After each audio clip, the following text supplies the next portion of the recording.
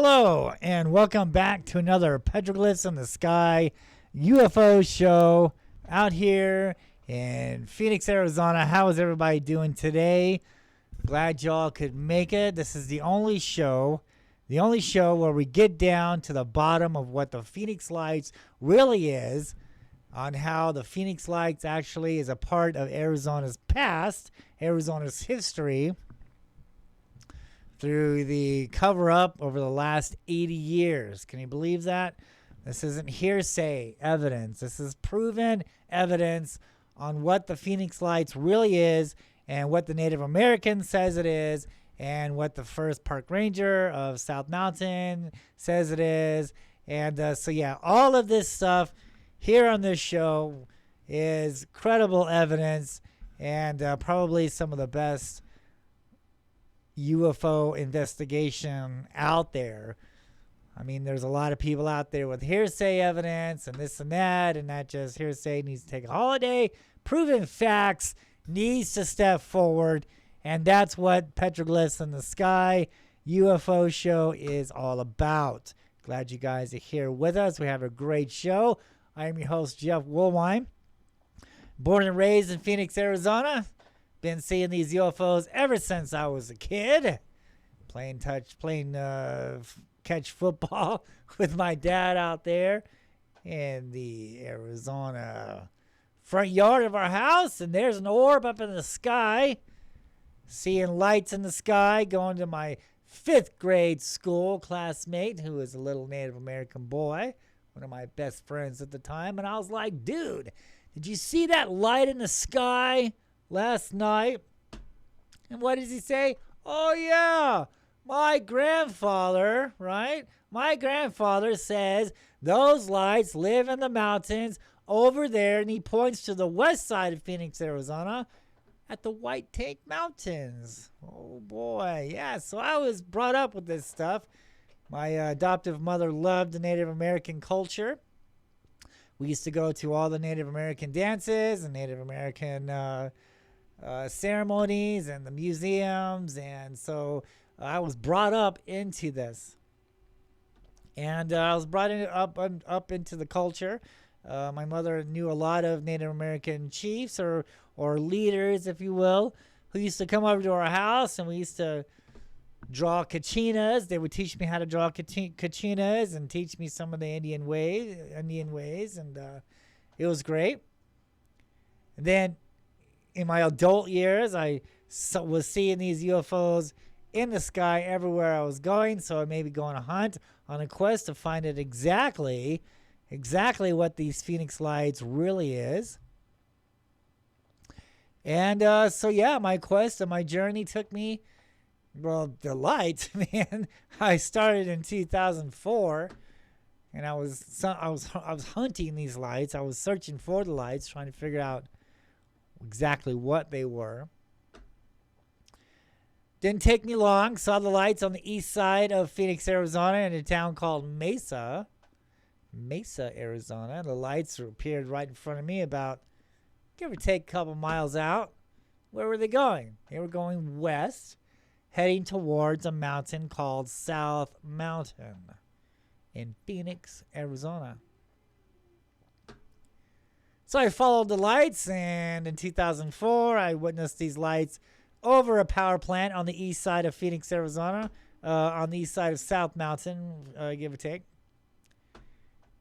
And those lights were hanging there in the whole summer of 2004. Did many news reports, did an article for UFO Magazine, did a lot of other radio shows back then, and the end result was, especially from the news, the news reports were saying we're all seeing flares. Anybody and their grandmother can tell that those lights were right here in the Valley of the Sun, not 150 miles, in a place called Tucson, Arizona, at Davis-Monthan Air Force Base. That was the cover-up back then. Flares, right? Flares. Nope. So I moved to South Mountain, about a mile away from South Mountain on the east side, because the east side is special to the Native Americans, right? And we'll get to that reason in that information later. Those of you who've been watching my shows lately know how important the East Side is. Moved to the East Side in 2005. Started seeing these things in the daytime. Hiking the mountains out there in the field. No one's ever done this before. This is 2005. Many, many years later after the 1997 Phoenix Lights event occurred. And yet no one is investigating the petroglyphs or South Mountain or looking into the history of Phoenix, Arizona. None of these so-called UFO researchers is doing this information. They're taking hearsay. They're using hearsay to make money in books and movies and blah, blah, blah, and not investigating like they should on what's really here. All they're doing is making a fool of themselves. They don't know. They haven't been on the mountain. They haven't hiked the mountain for 17 plus years. They haven't been out there. I did. That's what makes this information, petroglyphs in the sky, so credible, is because I have been on South Mountain. I'm a native. I'm a native to Phoenix, Arizona. I'm not somebody coming in from another state. Man, I live here. I see these things in the sky all the time. All right? I investigated South Mountain. I investigated the petroglyphs out there on the mountain. I soon learned through not only my sky watching out there and seeing the things coming and going from the mountain out there, that what I was witnessing in the sky and recording with my video camera was the exact same thing that was carved on the rocks out there around the Valley of the Sun. Not just South Mountain, but the whole valley. All the mountains around Phoenix, it's all carved with petroglyphs. And these petroglyphs are pre-stoked photographs of UFO sightings. How did I come to that conclusion? Because I sat there by South Mountain for a number of years, and I watched these things come and go from the mountain, and it wasn't hard to put two and two together to go out there and hike the mountain, explore the mountain, finding these petroglyphs out there with the exact same thing that we're filming in the skies today. Petroglyphs in the sky. Now, does it say UFO crafts in the sky? No. Petroglyphs. Why does it say petroglyphs? Because that's what we're seeing. The things carved on the rocks around the mountain around the Valley of the Sun, Phoenix, Arizona, and possibly your backyard also in your city, are photographs of UFO, to us, UFO sightings. To them, spirits of the earth and sky. Spirits of the earth and sky. Not spaceships and little green men. And no stories and legends of aliens in my dad's closet or my grandpa's closet or anything to that nature, but spirits. And when you go out there and investigate the petroglyphs, when you see the rock art, in no way, shape, or form does it show or depict flying saucers, spaceships, crafts, anything to that nature. None of the above. I didn't find one petroglyph out there in my 17 plus years of research of anything on spaceships or crafts or anything.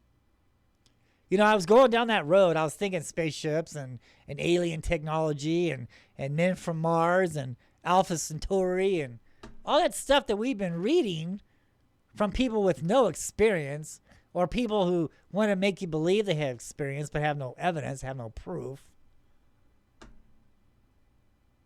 And they're talking about spaceships and crafts. I get it. Okay, why not? I'm open to the fact that there could be spaceships out there. There could be crafts. Don't get me wrong. I'm not saying they don't exist. I mean, in my lifetime, I have seen two things in the sky that could resemble a spaceship or a craft. Don't get me wrong. I've seen it. I've seen a black triangle. I've seen these 4 orbs, silver orbs. They're connected together like jumping jacks, like the kids, jumping jacks. You throw the ball on the ground and you pick up a jack and you pick up the ball, blah, blah, that kind of jack. I saw those in New York. I was living in New York during 9/11, 150 miles away from ground zero during 9/11. Saw the smoke, walking my son and his friend to school every day, every morning. I was seeing the smoke from 9/11. I was out there. I saw the towers before they fell. And I was also there during the no-fly zone. No-fly zone for at least, a week? And that's when these jacks going counterclockwise, going over our head, maybe 1,000 feet off the ground. Silver, maybe metallic. I don't know. Could be. That could have been a craft.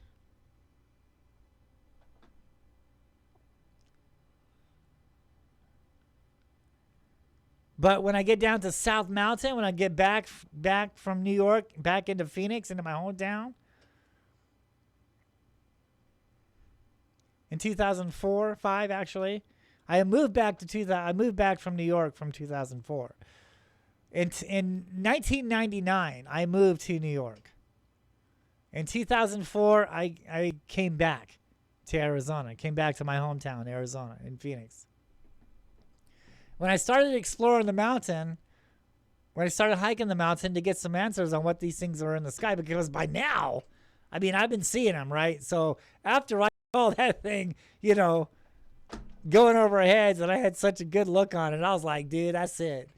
That is totally it. I am,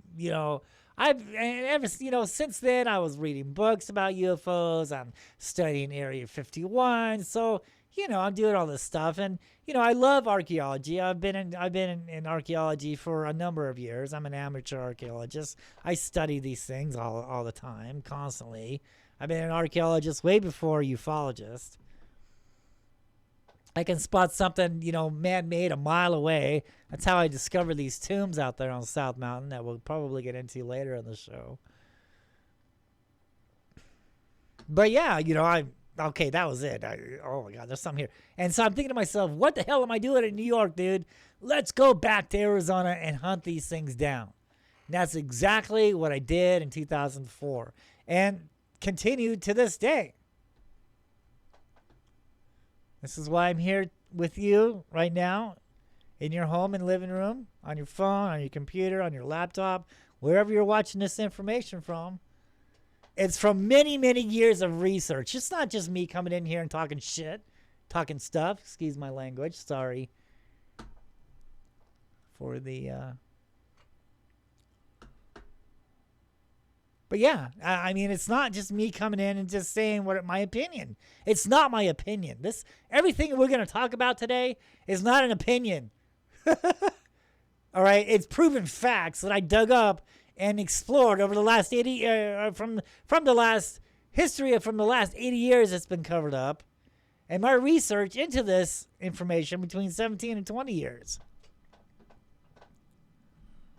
So it's not hearsay. It's not just my word. I'm not saying anything that hasn't been said before, and that's the thing of it is that's the thing. It's like this information has always been here with us. It's always been here. But it's been covered up, at least from Arizona's history, for 80 years. And it's been wiped from history, and they don't talk about all this stuff. I think, the government's coming out and they're saying, yeah, we're seeing these things. We've been seeing them, blah, blah, forever. Right. We know this. Okay.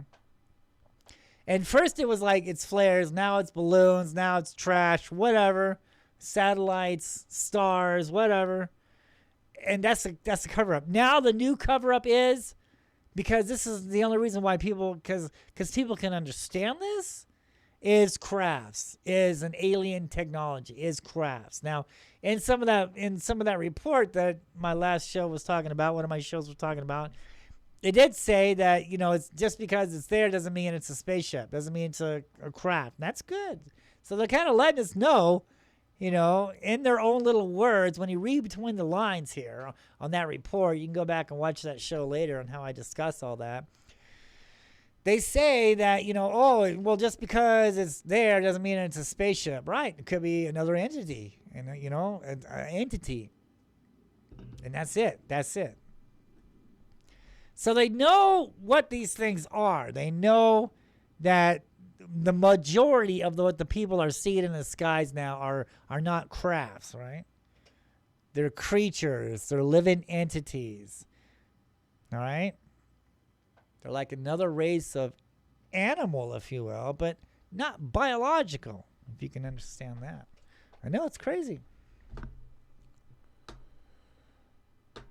How did I come to that conclusion? By seeing them, by watching it. I'm like, wait a minute. Because, going into this, I'm still thinking spaceships and crafts and, a big, mild, wide, V-shaped craft going over the city of Phoenix, right? And that still confuses me because I've been doing this for many, many years, and I'm looking into this. This is my job. This is what I do for a hobby. I love this. So I want evidence of a spaceship going over Phoenix, but I never saw any. The only evidence that I saw was lights on the west side of Phoenix, Arizona. And 4 people videotaped that. 4 people. 4 people videotaped that. Out of thousands of witnesses, nobody can film a spaceship going over the city of Phoenix going 8 miles an hour. Just doesn't make sense. Never found any proof of that. The proof that I found of what these things are was the history of Phoenix, Arizona, was the petroglyphs on the mountains, carved on the mountains from who? The first Native Americans, named the Hohokam Indians. They were the first people that lived here in Phoenix. So who ought to better know but them what the hell these things are in the sky? Because they dealt with them. They saw them first. They recorded them first. Right? Don't you think? So maybe all these myths and legends of the Native Americans, we should take a second look at, because maybe they're on to something, right? I'm witnessing these things going back and forth. I'm out there on the rocks, right? And I see 2 guys, two stick figure guys, looking up at a flying snake, right? And then I see the flying snake in the sky. The Quetzalcoatl, the feathered serpent, he's flying around Phoenix. I've seen him many times. I videotaped him many times. And the evidence, the proof is carved on the mountains of Phoenix. Especially South Mountain. South Mountain is the main mountain. South Mountain was formerly known by the Hohokam Indians as Mount Sepoa, Mountain of Mercy. You see, all the tribes from all the nations used to gather here in this valley to this sacred mountain, formerly known as Mount Sepoa, now known as South Mountain, to witness the Phoenix lights and other creatures flying around there. Because to them, this was like their type of gods. These were spirits of the earth and sky, not just spirits of the earth, sky. Got that backwards? Spirits of the sky, but spirits of the earth and sky. Why do they say earth?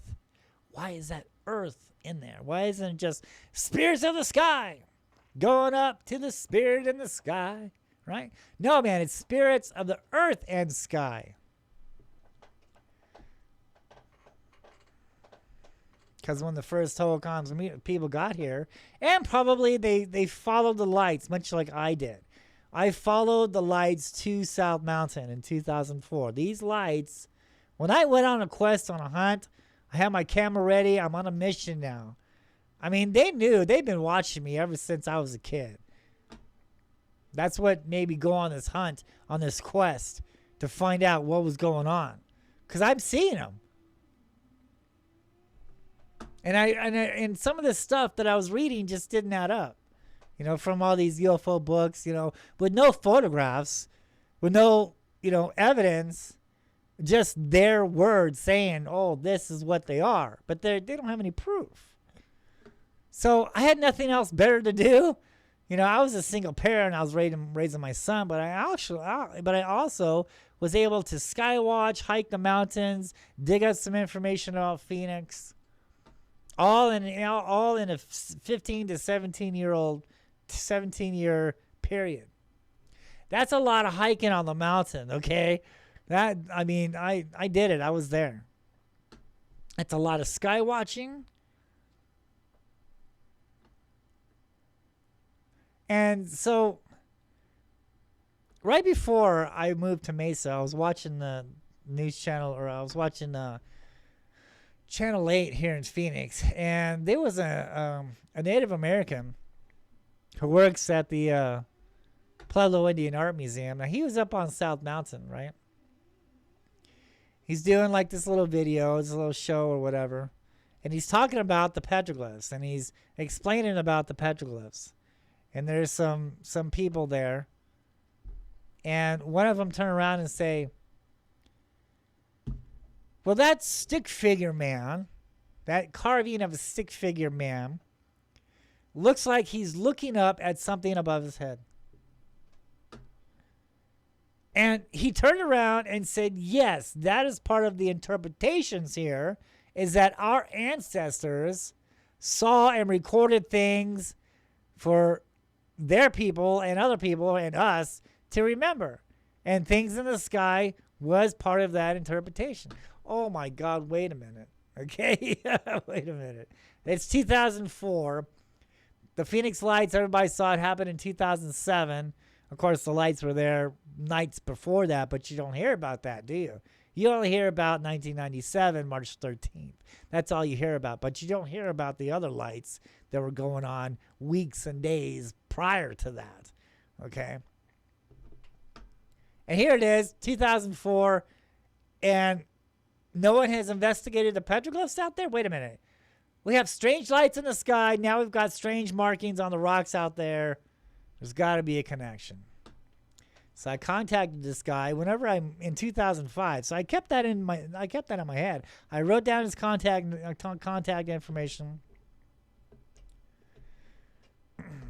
For credibility, for those who want to look up my story, his name is Dave Morris. You can contact him at the Pueblo Indian Art Museum in downtown Phoenix.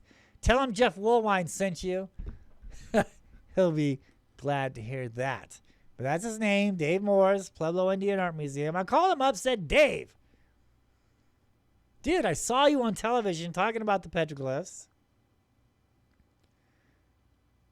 I didn't really, tell him what I was doing or my theory, because now it's 2005, and I was already making the news in 2004 with filming these lights on the east side of Phoenix. So after they said flares, I moved to the mountain, and I contacted Dave because I'm seeing the petroglyphs out here, and I'm seeing the resemble of the things that I'm filming in the sky. No one's ever really done that before. It was always a theory. Oh, we think the Native Americans were carving UFOs out over there, but really nobody has really, made that proven. No one has proven this yet. No one has taken the time to investigate that. So I did. That's how I was able to do that. I made history with that. No one has ever done that before, is match these symbols on the rocks out here in Phoenix to the things in the sky. So I contacted Dave, didn't tell him what I was really doing. But I said, yeah, I'm making a little documentary on the petroglyphs. Can you teach me the ways? Well, we met up there. We spent hours up there talking about the spirals and the doorways and the spirits of the earth and sky and the giants that were here in Phoenix and the giants that were turned to stone over there on the Superstition Mountains. All this stuff. And is he talking about spaceships? No. He's talking about these spirits going in these areas, certain places of South Mountain that have the symbols of spirals on them. And these entities, these spirits, are going down into the underworld.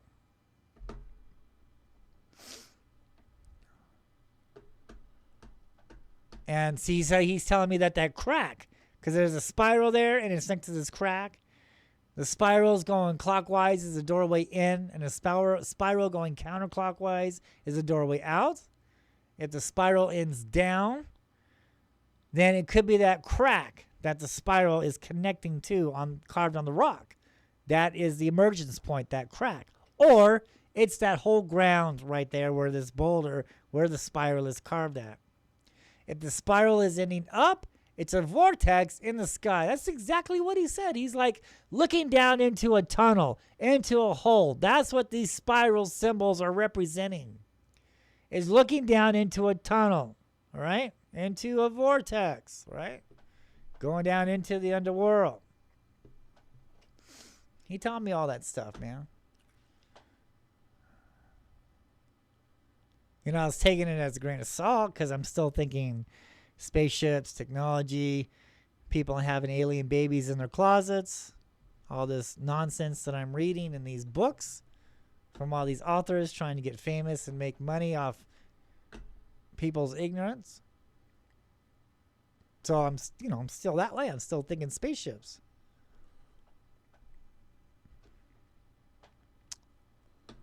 Until I started seeing them, man. And they're coming now. They're just not coming out the window. Excuse me. They know I'm there. They know I'm watching them. And now what are they doing? The more and more I hiked South Mountain, the more and more I explored the petroglyphs, the more and more I got an understanding what was here. Now they're coming at me. They're leaving South Mountain, and they're coming right at me over my apartment complex. I'm on the second floor, out my kitchen window, overlooking the east side of South Mountain, and these things are leaving South Mountain and coming over my apartment complex. Look at my videos. Look at the videos that I've been filming between the 2005 all the way up till 2007 and 8. These things are coming by. They're flying by my window. So that's when I did a article for UFO magazine. Then I went on to do the pilot for the UFO Hunter show because Ancient Aliens and the UFO Hunter show, it was just an idea. It wasn't even a show back then. I was the one up there investigating all the petroglyphs and the history and this and that, and Ancient Aliens and UFO Hunter show, that was just an idea. Until I came around and Pat Usker came around and saw what I was doing. Asked me to do the pilot for the UFO Hunter show. We did that in 2005. Then later in 2007, the show aired on the History Channel. That's when I did the show. Talking about the petroglyphs. And then by then, oh my God, I learned all this stuff. I knew more, in 2007 than I did in 2005. So I was actually able to talk more about what was going on here, proven facts. And they're like, Jeff, you can't go, because that's when I learned that these aren't crafts, that they're creatures, they're living entities, right? And they're like, dude, you can't be saying that. You're filming some bizarre stuff. We know you're matching it to the rock art, but the public isn't ready for this yet. What? The public better get ready for it because the damn things are here, man. They're in the skies. We see them. They're alive. They're living snakes, living worms. They're shape-shifting. They're changing shape. It's clearly not technology. And the petroglyphs out there talk about these creatures. They show this. And the public's not ready for it. And that's the thing. That's the cover-up now. That is the cover-up now is the government doesn't think the public is ready for this. Not only of what they are, but their history also, because their history of these creatures aren't good. That's why they're not going to tell you. There will never, ever be disclosure. Even if one lands out there on the White House lawn, they're never going to tell you what these things are. They know. Of course they know. They knew ever since President Roosevelt. President Roosevelt, and it really looked into all of this stuff. That's why during the Depression, under that New Deal, he hired all these the CCC, man, the Civil Conservation Corps, Conservation Corps before World War II in the 1930s. And all these young men, he hired 200 people in South Mountain to go up there and live on South Mountain for 2 years. And what did they do? They blew up petroglyphs. They constructed mines. They dug mines, and they ended up pulling like $60,000 worth of gold and silver off of South Mountain. The mines are still there today. Maybe I'll do a show on that. They blew up petroglyphs. They blew up rock art. They picked on rock that had rock art on it, but rocks that didn't have rock art on it. They left those rocks alone. But the rocks that had the petroglyphs on it, they blew up. They made trails and hiking trails and picnic tables and this and that. But they blew up. They tried to get rid of the story of South Mountain, at least the ones down here on the bottom of the mountain there, the ones the public could get to, because they were trying to make this a family-oriented park, right? And demonic creatures with sacrifice and being taken up, people being carried away by flying serpents and this and that, and demonic creatures just didn't fit into the family-oriented theme. You can't have your little 5-year-old daughter over there eating a hot dog, looking at a demonic creature, and people performing sacrifice on an altar table photograph. You just can't have that. So they blew up all this rock art around South Mountain. You can still see it today, man. It's in my book. We'll get to that later. Also, you start understanding the glyphs. Like I did, they tell you what's here. They tell you about the petroglyphs, or they tell you about the tombs. They tell you about the spirits of the earth and sky, what they did, what their history, where the Hohokam people went. I mean, once you really narrow it down, this story carved all over the mountains of Phoenix. These mountains are actually, they're scrolls. They're ancient scrolls. They're ancient Pictionaries, if you will, of Arizona's past, of Arizona's history. I've been on the news with the archaeologist, okay? Right? Probably no other skywatcher has ever done that before, but I did. And this this archaeologist dude, I understand why, he's covering up all this stuff, and he doesn't talk about, the tombs out there on the mountains, and he doesn't talk about the gold that's out there and all this stuff, because he doesn't want people to go out there and start digging the stuff up again. That's why they made South Mountain a government park. Why would you do that? Why would you make South Mountain a government park? That just doesn't make any sense. What is the point of that? It's not, just looking at it, it's nothing special. It looks like greasy rocks, and it is a pretty mountain, but it's nothing special. Like the White Tank Mountains, now that's a lot prettier than South Mountain.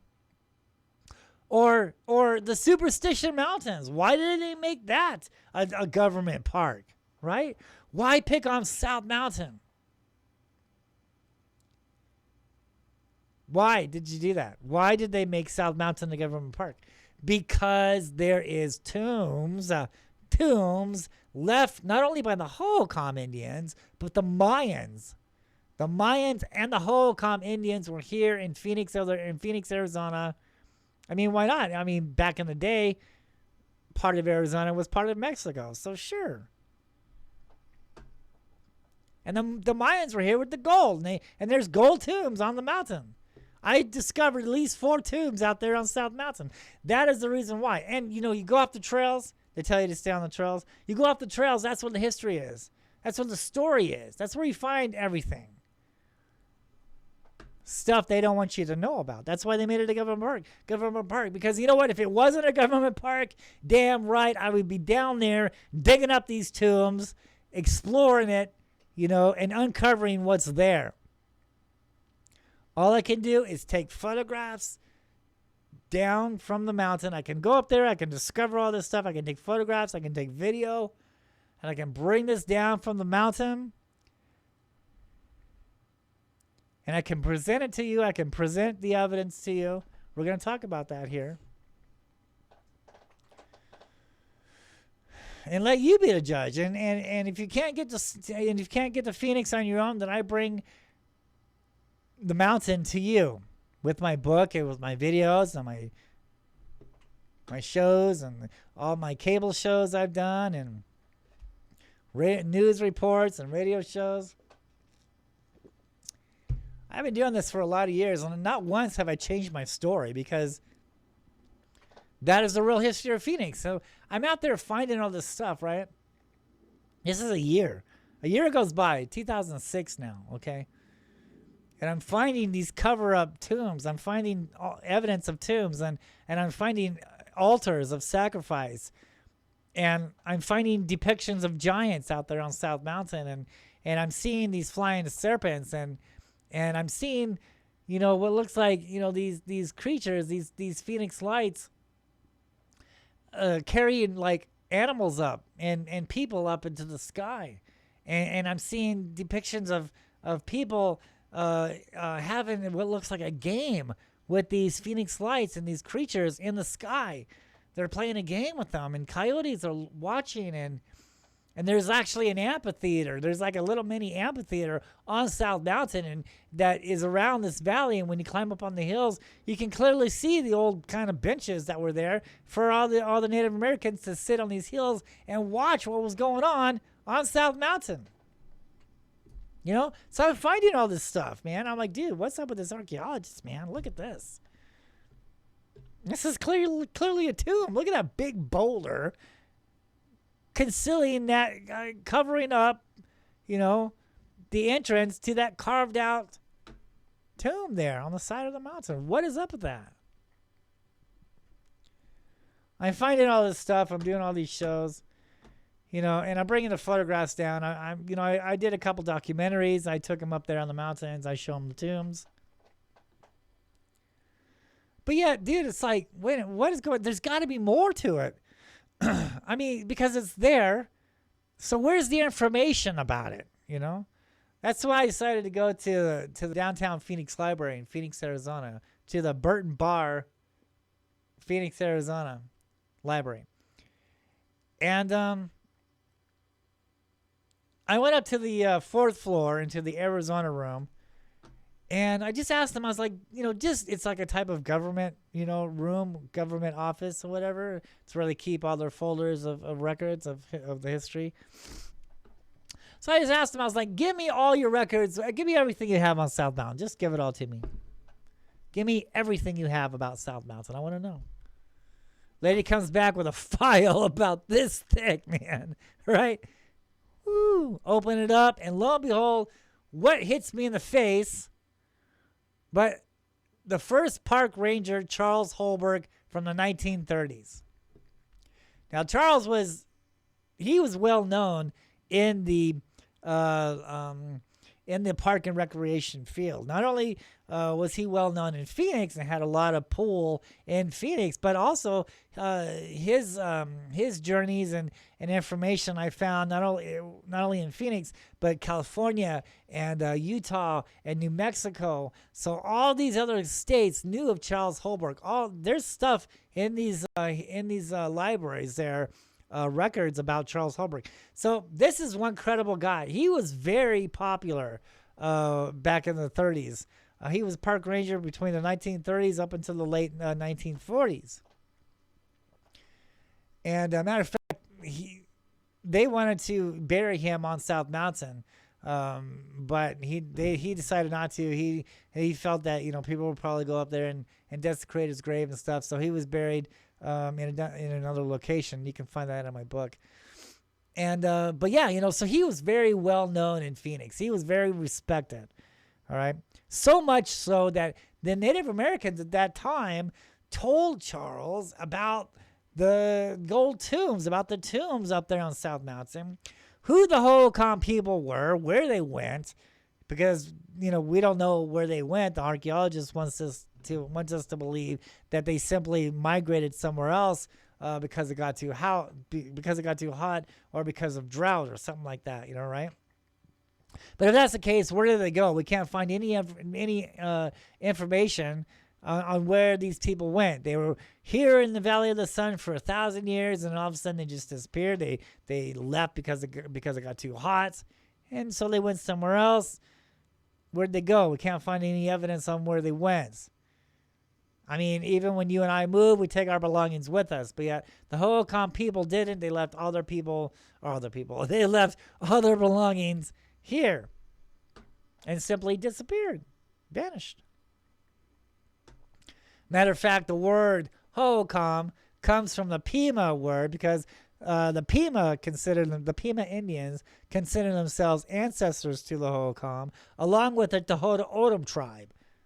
I think that Tohono O'odham is more inclined to the relationship related to the Hohokams than the Pimas, but what do I know? But that's what the Pimas say. The Pimas say they're related to the Hohokams, and Hohokam is a name meaning the people who got taken away.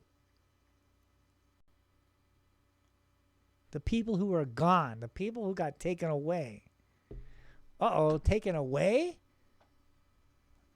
Where did they go? And what took them away? Right? So we look at the petroglyphs and we see interaction with the phoenix lights. We see interaction with the flying diamonds and the orbs and all this stuff that you and I see in the skies today. We examine the petroglyphs out there. We examine the stories. And we know the Hohokam interacted with these beings, interacted with these creatures.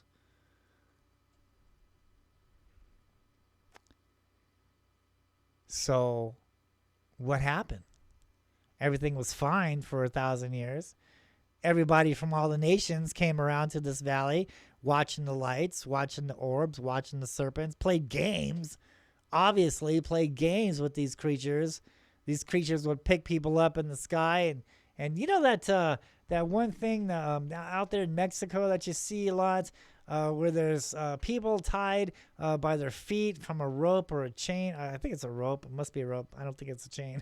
But it's a rope, and they're swinging from their feet on a pole that's about 50 to 75 feet up in the air, and they're swinging around. You know what I'm talking about? If you don't, check it out. But that's like this, I don't know what it is, an art, an exercise, it's probably used for amusement purposes only.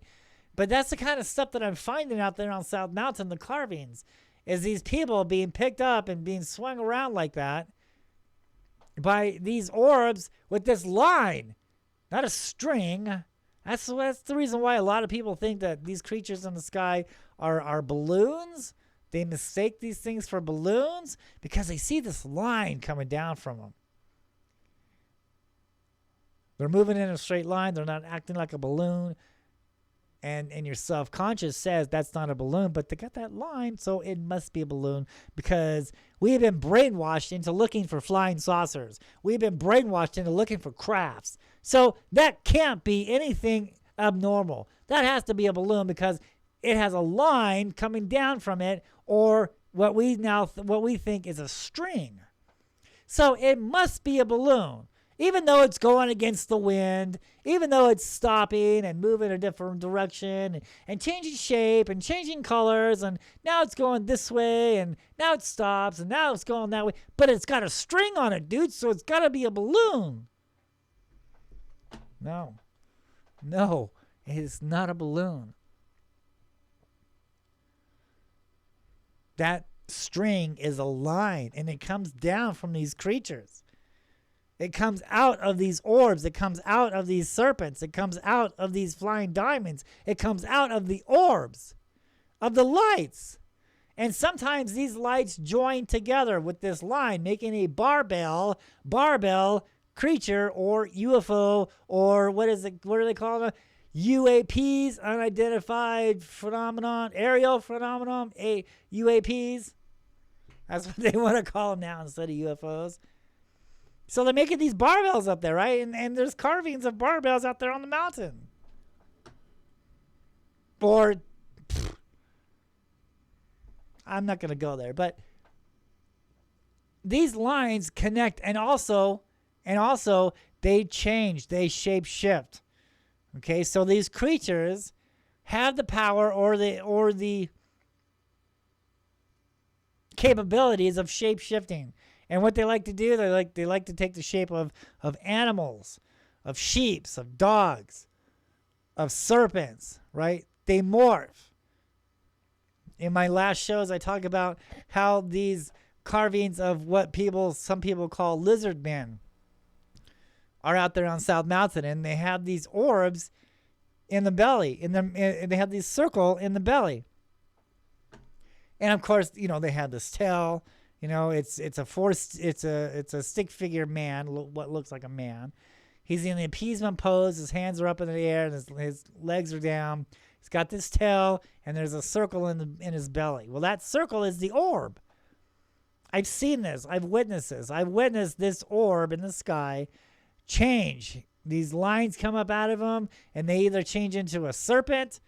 Me and my wife was out there on the mountain a few years ago, and this light appeared in the sky, and I started filming it, and Pam, she's got the binoculars going on, and out comes from this light is this black serpent. This black serpent comes out of this light, out of a vortex, out of a spiral vortex, whatever, in the sky. It wasn't a spiral, but it was a light, all right? And it came out of that light, and it's a serpent, and Pam's freaking out. Oh, my God, it's a snake. It was, man. It was a serpent, right? And then it morphed. It changed. It shapeshifted into what looked like a stick figure man that we see of the petroglyphs on the mountains of Phoenix, Arizona. It changed shape. And now it looks like a stick figure man with his hand on his waist and two things coming out of his head, and it goes over the mountain and then disappears down below a hill. I have all this on film. Look at my website. Photograph on my website there, and the video. Flying serpent, Quetzalcoatl, the flying serpent. That's what we're dealing with here. And so when they say, well, what happened to these people? And they say, well, the holocaust mean the people who got taken away, not the people, not the people who got hot and decided to leave. What's the Indian name for that? The people who got hot and decided to leave. Nope. Holocaust. The people who got taken away. As a matter of fact, Anasazi Indians is a Hopi name, is a Hopi word for not my people. Did you know that? Anasazi is a Hopi name for meaning not my people.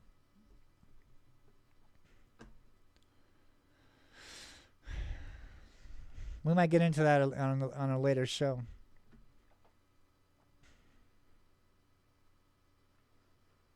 So the Holocaust lived here for 1,000 years. It wasn't a dried up desert as it is now.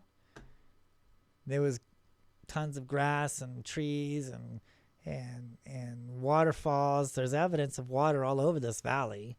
Look at the waterfalls on the mountains of South Mountain. Look at the dried up waterfalls. Look at the dried up streams.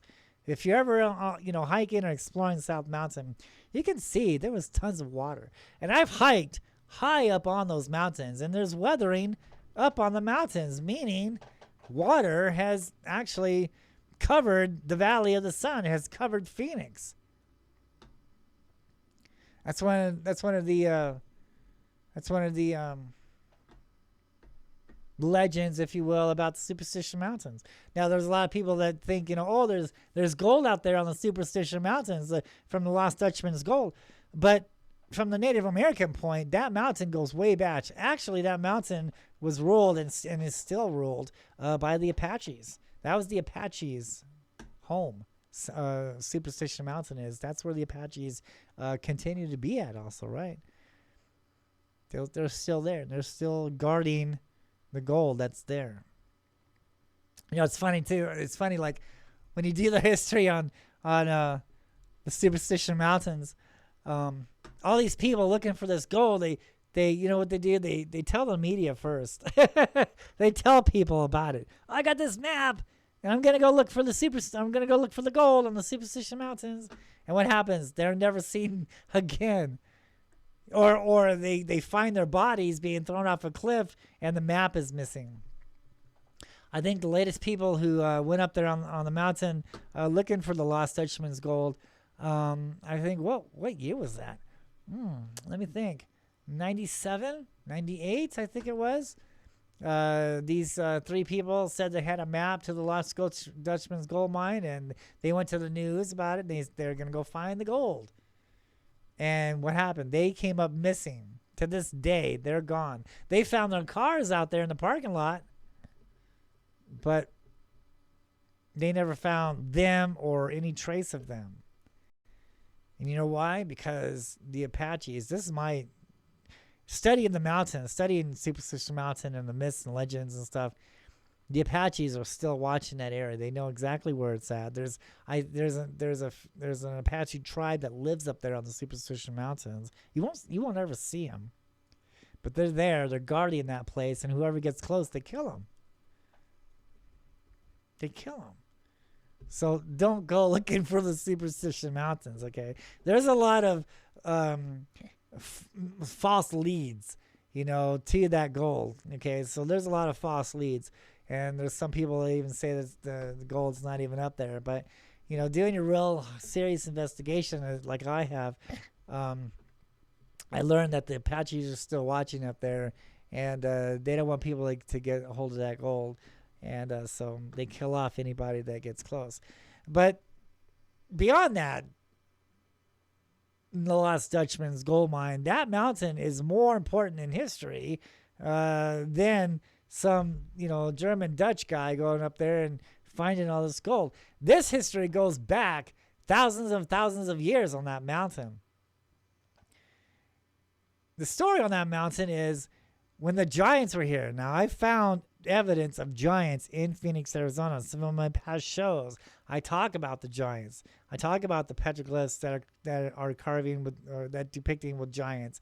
I talk about how the giants are concealing these tombs with these big boulders, and how the giants have been picking up these huge stone slabs of boulders that must weigh a few tons and stacking them, into a wall or a equinox and solstice marker oriented towards the summer sunrise and the equinox and the solstice. And so I found evidence of the giants there, and and the story on that mountain says that when the waters were coming, the flood waters were coming, probably the waters of Noah, to wipe out the giants were afraid. So the lead giant told his people to come up on this rock, come up on this boulder over here. Get up on that boulder. I'm going to rescue you. I'm going to save you.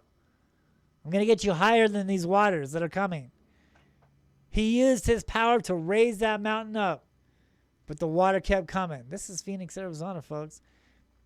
He used his powers more to raise that rock up, but the water kept coming. He used his powers to raise that boulder up, but the water kept coming.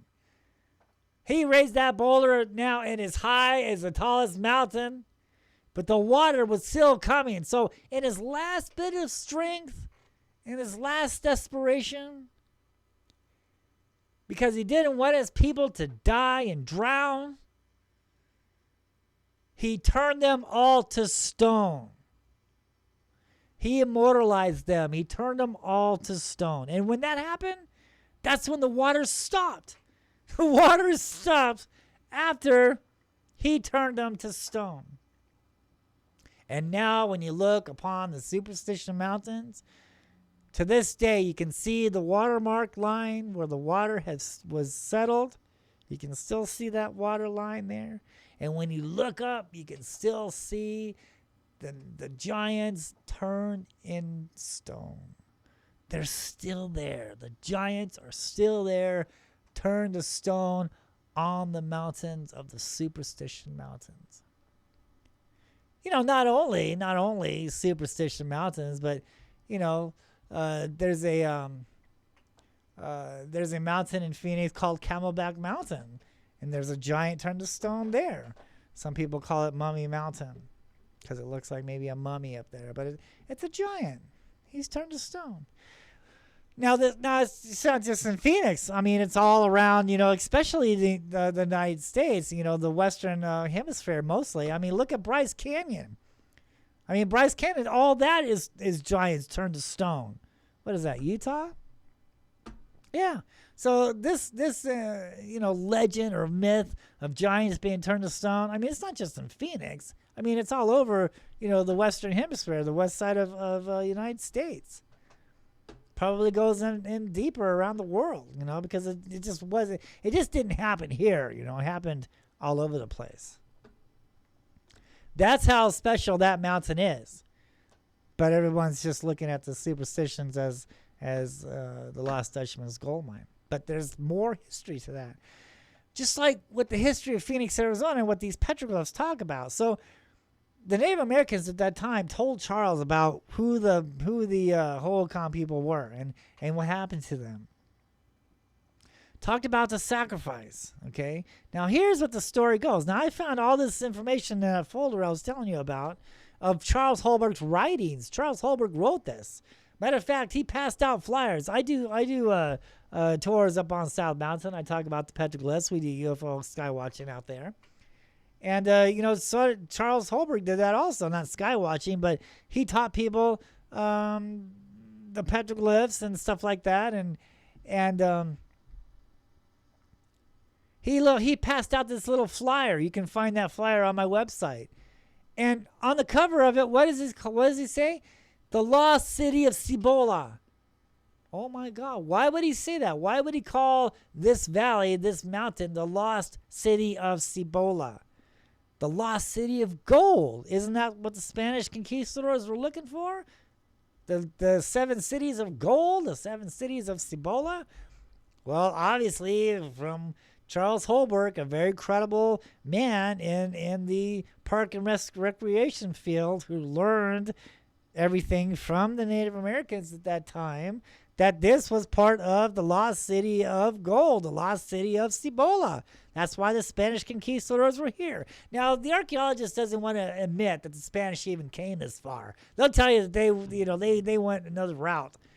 But my investigations and Charles Holbrook, proves that they were. You can read about all this in my book. We'll talk about that probably later.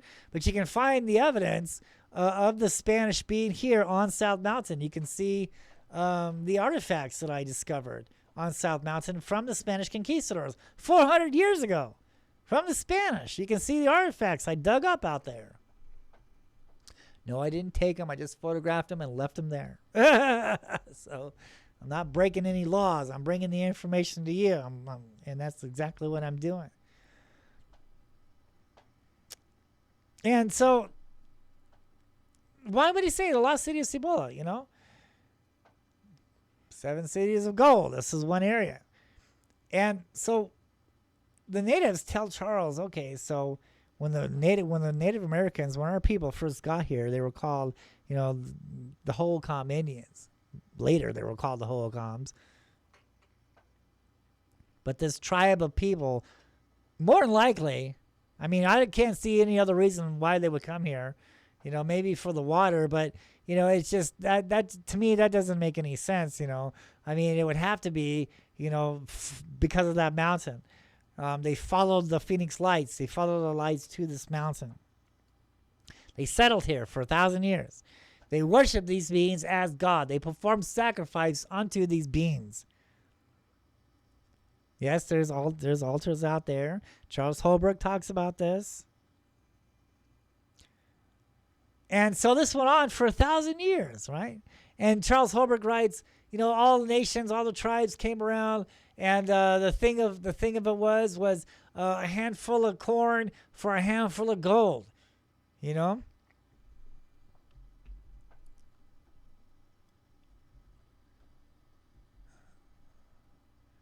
This was a major spot back in the day, 2,000 years ago. We're going to go back at least 2,000. Maybe 1,000, but give or take a couple thousand years ago. The Hohokams were here the last 1,000 years, but this has been going on ever since the beginning of time. Every fourth world, or every world that comes around, the Native Americans say we're in different worlds. So each time the world changes, these beings are here. Man interacts with these creatures, interacts with these beings. Remember that, because we're going to talk about that a little bit later on why. So 1,000 years goes by, and they're worshiping these things. They see the phoenix lights. They're doing sacrifice, this and that. And then all of a sudden, for reasons unknown, I haven't figured out why, and there's no explanation on this, but the sacrificing stopped. And when that did, that's when this tropical landscape of this valley started to dry up. That's when everything died, is when the sacrificing stopped. And everybody was dying. There wasn't any water. Their crops were dying. It was getting hot. And then all of a sudden, some Native Americans say that the devil came from the east and took these people away. Some say a great meteor came in and wiped them all out. But the evidence on the mountain, as far as the petroglyphs, show this line. Remember I was talking about the lines, not the strings. Everybody's mistaking, but these lines. I think I have a photograph. We're going to show this today. Picking people up and carrying them off into the sky. So these lights, these creatures, these UFOs that we see in the skies today, these entities, not crafts, not Alpha Centauri and little green guys or gray men and little alien babies living in people's closets, but these living creatures, these living entities came from the east and took these people away. Now, the story goes on to say that there were survivors to this, and they were afraid, and they hid in the caves. They ran in the caves because they were afraid. They were watching what was going on. And when it was all over with, the leaders that were still around, their people came up and was yelling at the leaders, "Why did you stop the sacrifice? Look what happened to our land. It's all dried up. There's no water. There's no trees. There's no grass. The water has stopped down from the mountains. Now our people got taken away. You upsetted the spirits." And the leaders knew that it was wrong to stop the sacrifice. So they committed suicide on the sacrificing tables.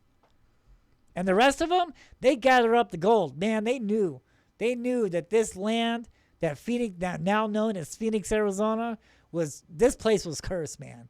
So they're going to hide the gold. They buried the gold in these tombs, all right? And they vowed never to step foot into this land again, never to come into this valley of the sun, because now this land is cursed. And whoever was going to continue to live in this valley, they were going to be, eventually they would have to go back to war with these spirits of the earth and sky. So they buried the gold. And Charles Holbrook writes in his journals, he says, the gold was as high as the tallest saguaro cactus and was as round as the sun. And they buried all this stuff in these tombs of South Mountain, and they went back to their homeland, vowing never to step foot into this cursed land again. Now, why would Charles Holbrook write all that, right? A respected man, a respected park ranger, not only in Phoenix, but California and Utah and New Mexico. And why would he write all this if he didn't think it was true? Matter of fact, when he passed away, his son wrote a book about his father and what his father did, even more in depth than what his father did. That's how I learned. His father used to chase people away from the gold on South Mountain, from the tombs. And that's what it was, too, because Charles wrote all this, he handed this out. He handed this information out. He told people this in the 1930s. He did tours. He was probably showing people where some of these tombs were. And that was the downfall of everything. That's what kind of screwed things up, because then, the people going in there looking for gold, digging stuff up, destroying, monuments, vandalism, up there. That's why he didn't want to be buried up there, because he was afraid that people were going to go up there and vandalize his grave, And so, yeah, that was his downfall. There was a rumor of the 4 crosses up there on South Mountain, and made by the Spanish conquistadors. And it was just a rumor until Charles, in his writings, writes that one day he was up on a high hill and he looked down at the sun blackened rocks, and oh, lo and behold, before him he saw these huge crosses. He writes that it must have taken a mighty army to construct these crosses, because apparently these crosses were huge. Well, at that time, the Parks and Recreation people, the city of Phoenix, made a new map of South Mountain, and on that map they put this hill. They depicted a little hill right there. Charles Holbrook made a mistake, and he told the Parks and Recreation people, he told the city of Phoenix, you know what's on that hill? The 4 crosses from the Spanish conquistadors. That's what's on that hill. Well, when word got word of that, and all the information he's been saying for the last 2 or 3 years about how there's gold buried up there on the mountains, some vandals, some gold seekers went up there, destroyed the crosses, dug a big hole, found no gold, and wasted the crosses, wasted history. Now, Charles Holbrook was pissed, and he tried to get the city of Phoenix to rebuild those crosses. He got into a big court battle over it, and then the city of Phoenix says, no, we're not going to do that. But if you and your friends want to go up there and rebuild the crosses, you're more than welcome to. So in his journals and what his son writes in his book, says that all the people, because all the people from all sorts of that area, the Boy Scouts and all the kids, and he said that that the mothers and the daughters were making sandwiches and lemonade at the bottom of the hill, and all the men and the boys were going up there carrying rocks and concrete and rebuilding these crosses, and it says it looked like a bunch of mighty army ants, a bunch of ants going up the side of the hill carrying all this debris up there. Now, I've been looking for those crosses, and I talk about these crosses in some of my past shows, and I believe, because of all that, I believe that the city of Phoenix later on, in the last, give or take 50 years, destroyed the crosses, because I believe the crosses were on the east side. Now, since then, all that has happened, the city of Phoenix has came out with 2 maps. One saying the crosses are on the east side. One saying the crosses are in the middle of South Mountain. Now, I've been to both sides. I've been looking for these crosses all my life. I've been looking for them, for 20 years, not all my life, but I've been looking for them ever since I started, searching South Mountain and doing the history there. I've been looking for these crosses. And I can tell you, it's my opinion that the city of Phoenix blew up those crosses, and they were located on the east side of Phoenix. And the city of Phoenix wiped out a lot of the east side of South Mountain back in the day, about 50 years ago. And now they put houses there. They put a Rustler's Roost bar and grill up there, and stuff like that, and they made a lot of golf courses. And those of you who have been following my past shows know that the east side of South Mountain, where all these golf courses are actually Indian burial grounds. That's where the cemeteries were, on the east side of South Mountain, all along those areas. When you look at South Mountain from Google Earth, you can see all these golf courses, and you can see all the houses that's on the east side there. That's all burial grounds from the Native Americans. Now, when this was being all constructed and blown up and redid over again, and the houses being put in there, the Native Americans were pissed. They were picketing the construction workers, and they were picketing the people who play golf up there, saying, "Curse the people who play on our, Indian burial grounds." They were pissed off. Now, that's a very hard subject to find. I found that in Charles Holbrook's folder there, in the South Mountain folder. And I did learn that the daughter of the manager, of the owner, the owner's daughter of Wrestler's Roost, the restaurant that's up there on the east side of South Mountain now, his daughter is now manager. And so I went up there to try to get an interview with her. And she doesn't want to have anything to do with me. So they do not want to open up that can of worms again, because it was a bad thing. The Indians were pissed, and I don't blame them, dude. And it doesn't mention anything that they removed the bones.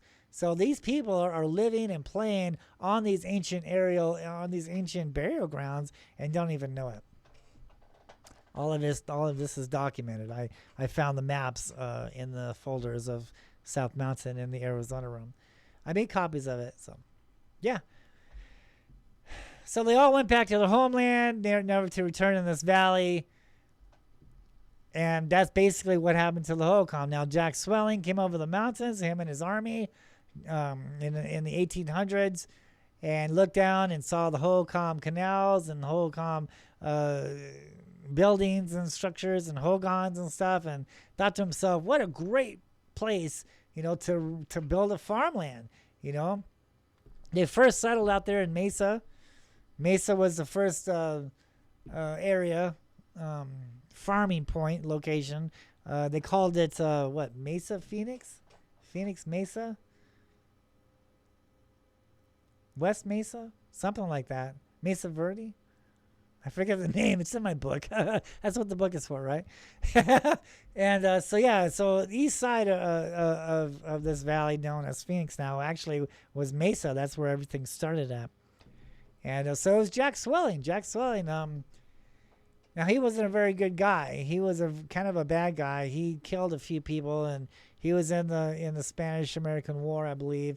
And then he ended up, he wasn't a very good guy in the beginning, and he actually got accused of committing murder of someone that he actually didn't do. He really didn't commit that murder. He was really innocent of that murder, and they locked him in jail anyway, and he ended up dying in jail. So it was kind of like a I don't know. It's like kind of justice was being served, even though Jack didn't really kill that guy. The murders that he got away with, karma caught up with him. But it was Jack Swelling that got it all started again. And that's how Phoenix came to be. So now they call it Phoenix, the city that rolls out from the formal civilization. But they failed to tell you what this formal civilization was. And the evidence and the history is carved on the mountains like scrolls around the Valley of the Sun. Okay. Now that I got that out of my system, let's get on with the announcements. Okay. Vulture City Paracon Part 2. Let me raise. Man, we can see the landscapers outside the studio there. I don't know if you can hear that or not, but they are out there outside of the studio. Okay. Vulture City Paracon Part 2, Wickenburg, Arizona, October 8th, 9th, and 10th, 2001. Going to be doing a ghost hunt out there, and first time ever sky watch. Okay, let's let this landscaper behind me get past so you won't hear his air blower. So yeah, lots of great speakers out there. Come and join us. Wickenburg, Arizona, out there at Vulture City Paracon Part 2. I was out there in the first one, and we talked about the Phoenix Lights. And I do my own paranormal ghost hunt also, so I'm into paranormal stuff. And a matter of fact, those of you who are following my YouTube page, the Phoenix Lights, Petroglyphs in the Sky, there's links on my videos at the very bottom that will bring you to my paranormal investigation ghost group. So yeah, come on out, Vulture City. Contact Jay and Marie Yates, great people, and contact them for tickets. Tickets are going fast. All right, so get a hold of them or Vulture City in Wickenburg, Arizona. Ask for the tickets. Get your tickets in advance and come on out. Let's do a meet and greet. Let's talk about the Phoenix Lights. Let's talk about your UFO experience. Let's do a ghost hunt investigation together. And let's also, first time ever at this Paracon, do a sky watching event together. Jay's been in contact with me for many years, and he's always telling me, yeah, there's lights out there, dude. There's lights out there. And why? Why is that? One thing that I didn't really get into as far as why South Mountain is so special, why these creatures are hanging around this mountain so much, is because of the fault line. The fault line. It was made. This mountain was made by the fault line that's under the earth. That's under the mountain there. And this is the reason why these beings are going into the mountain. Yes, they are going into the mountain. And the Native Americans say they're going into the underworld. But on a scientific analysis, they're going down into that fault line and they're absorbing the energy. This has been going on for thousands of years, probably since the beginning of time. This is the reason why these entities are attracted to certain spots around the earth to these energy points. And those of you who have been following my past shows know that they like the equinox and the solstice, and it's a pattern. Once you figure out that pattern, when the sun changes in the sky, it aligns with these fault lines and it opens up these doorways. That's why they call them spiral doorways. It opens up these energy field doorways and attracts these beings to these energy sources. This is why we see a lot of UFOs in one area, but we don't see any UFOs in that area. Because there's no energy over there. They're following the energy. They're following where the sun is going. During the equinox and the solstice, when the sun changes position in the sky, these creatures, these entities follow the sun. They follow the sun towards the next energy spot. So they're over here in Phoenix, for like maybe the summer months, and then after that equinox or the solstice, then they're over there in Florida, or they're over there on the other side of the world. They're in Paris, they're in Russia, they're in Afghanistan, wherever, and then after the equinox, the sun moves, and so do these beings. So yes, the reason why Vulture City is seeing the lights out there is because they're sitting on a fault line. There's a fault line right there. So yeah, there's a very good chance that we're going to see some UFO activity, and even a better chance of capturing some ghost activity out there at Vulture City Mines, Paracon Park 2, Wickenburg, Arizona. Get your tickets today. Contact Jay and Marie Yates here on Facebook. Great people. Okay, here is my my ghost channel. It's called Haunted Encounter Adventures. Subscribe to my channel on YouTube, and also hit me up on Facebook, Haunted Encounter Adventures, and let's talk about ghosts, and you can see a lot of paranormal activity that I've been doing there. Okay, the Phoenix Lights, Petroglyphs in the Sky, Landscape for the Spirits, True Stories, Myths, Legends, and UFOs over Phoenix, the only one. Okay, this is 17 years or so of research of South Mountain. Let me get it real quick.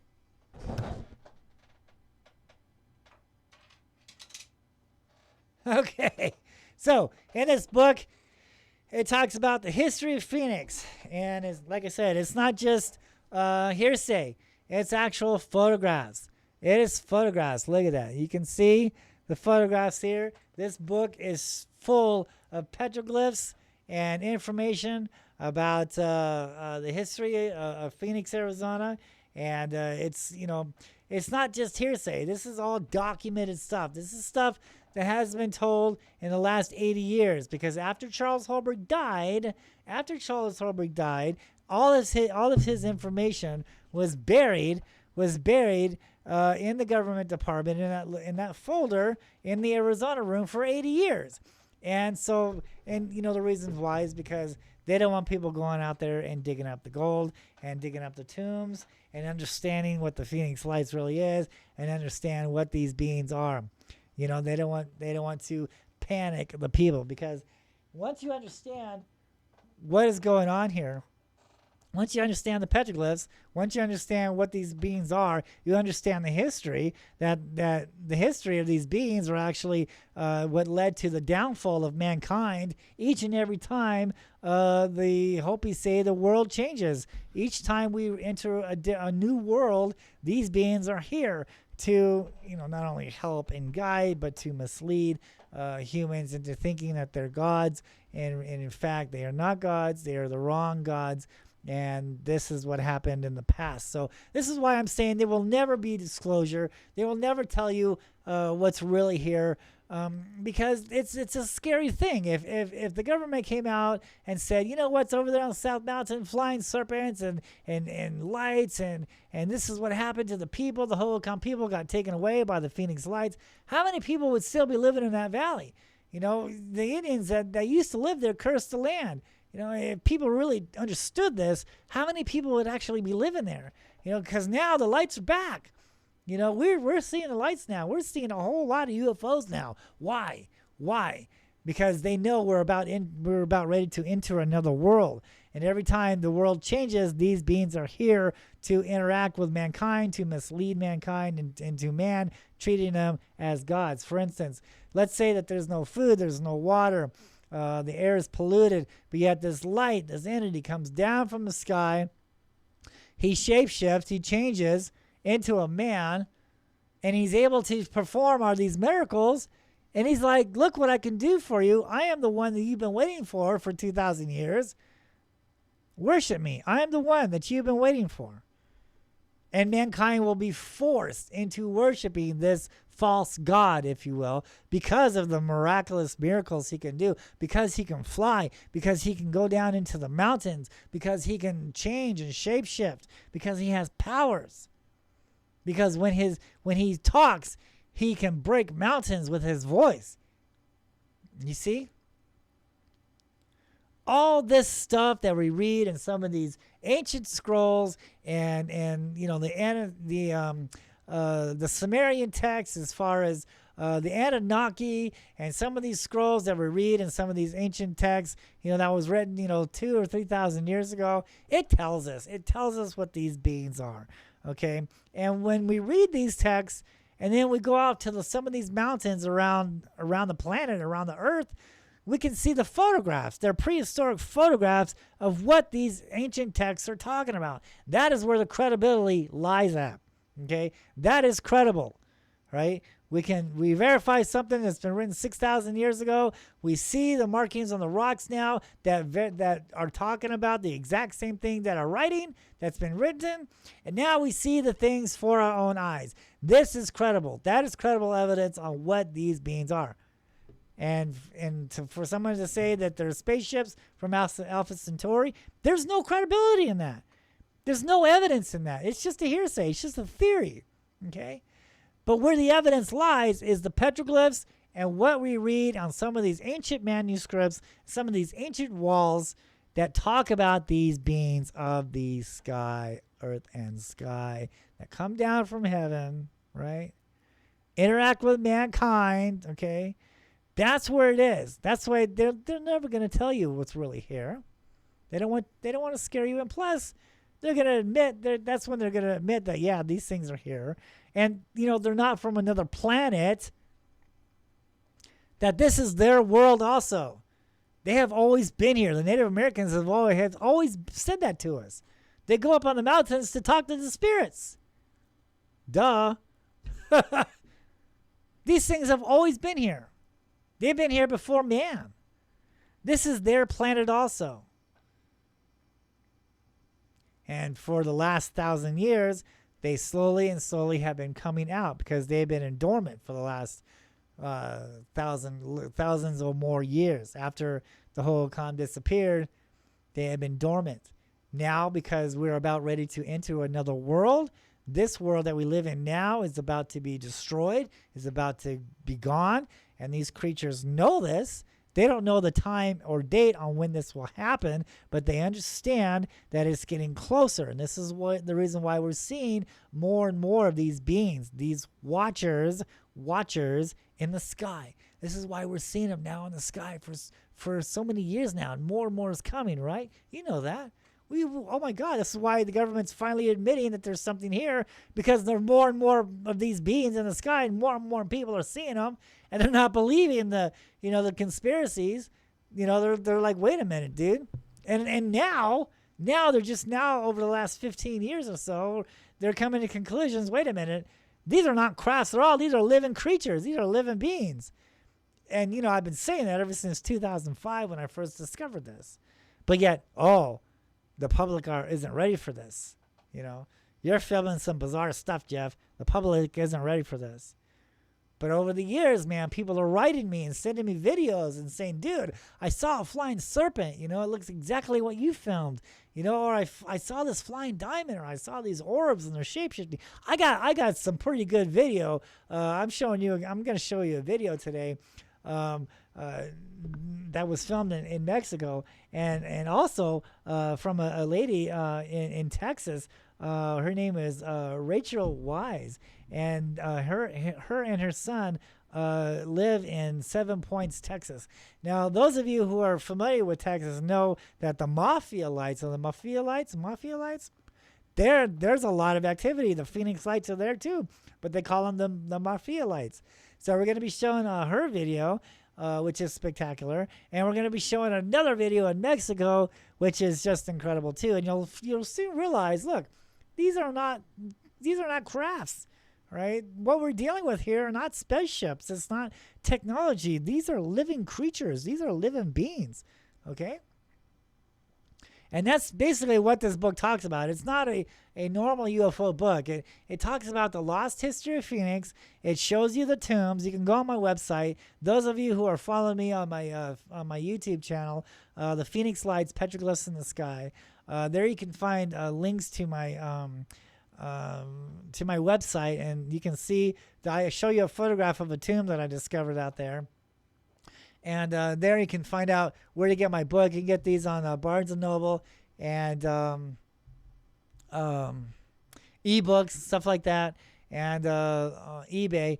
And I don't make any money from this, because a lot of people are the only reason why they're into this type of field is to make money, and that's not what I'm all about at all. I'm not about money. I'm about giving this proven evidence to you. I'm bringing this proven facts evidence to your hands, to your understanding what's here. I want you to take a second look at the possibilities of what I'm saying here.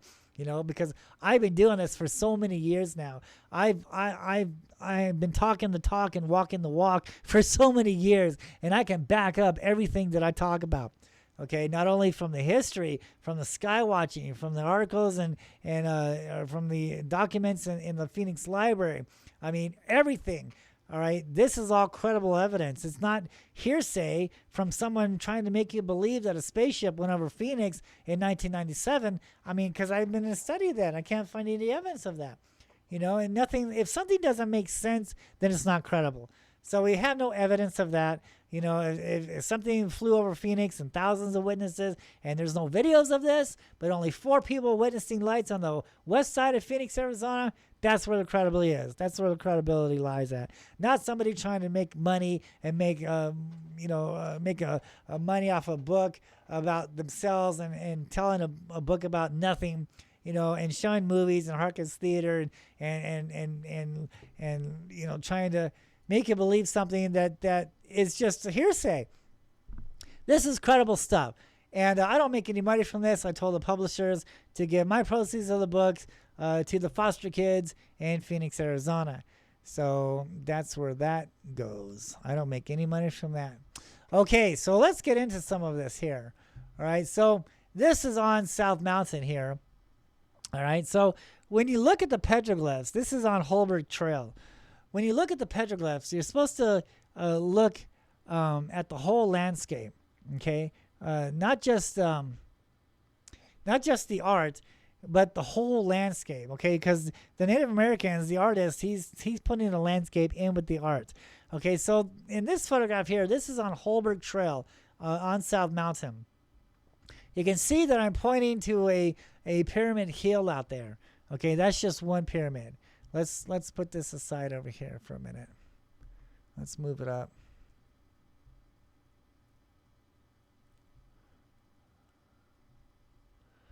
All right, let's put that there. Okay. Now, here's the other hill. You can see over my head there's like another hill. So I'm pointing to a hill on the east side. Now there's a hill on the east, to the west side, and that hill's right behind me. Let me move it up for you. Okay, so we have 2 hills. All right, now when we look at this petroglyph here, okay, and this serpent here, right?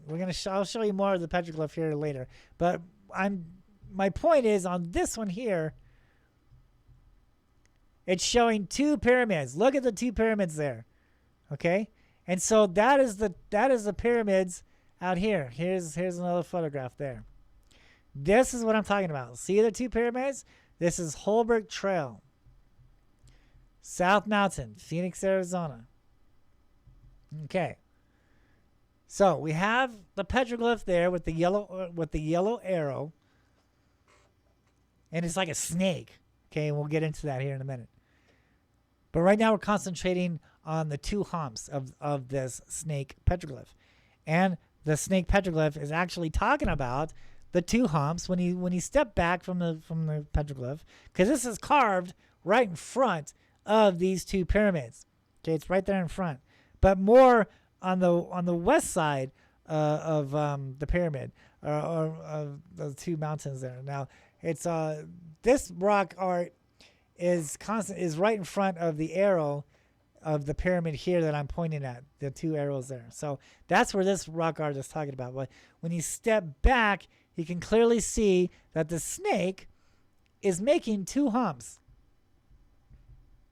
And the two humps is the two pyramids in the background.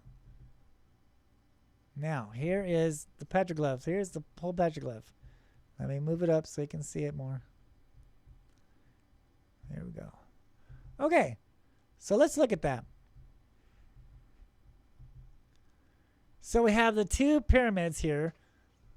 The snake is making the two pyramid hills.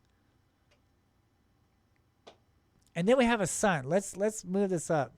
Let's look at the petroglyph a little bit closer here. Let's examine this. Okay. All right, we have that sun, able to see through the spirits. Okay, well, it looks like a sun, but it's the creature.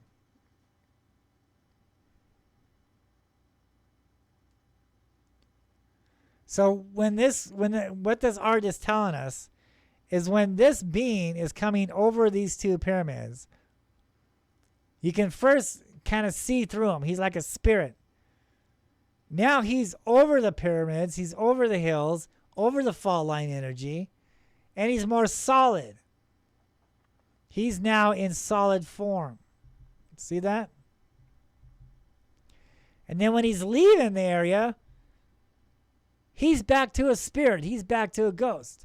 And that's how these things like, I witnessed this. When they're up there in the sky and they start to come down on the mountain, they're like, first they're solid.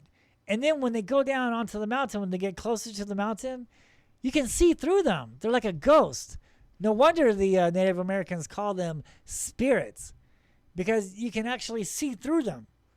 First they're solid, they're coming down, and now you can see through them, okay? And then they're moving slowly, man, and they absorb themselves into the rock. I've witnessed this many times. I've videotaped this. I have this on film. I've seen this. They're coming and going from South Mountain over there. Now, look at this in the middle here. Let's concentrate on the pyramid there that I'm pointing at above my head here. Okay, now see that arrow there? The bottom arrow of that pyramid. Let's just concentrate on that pyramid right there. All right, so that's the wrong pyramid. Sorry, guys, my bad. So let's make a better example here. All right, so this pyramid to the west, the right of your screen. This one here.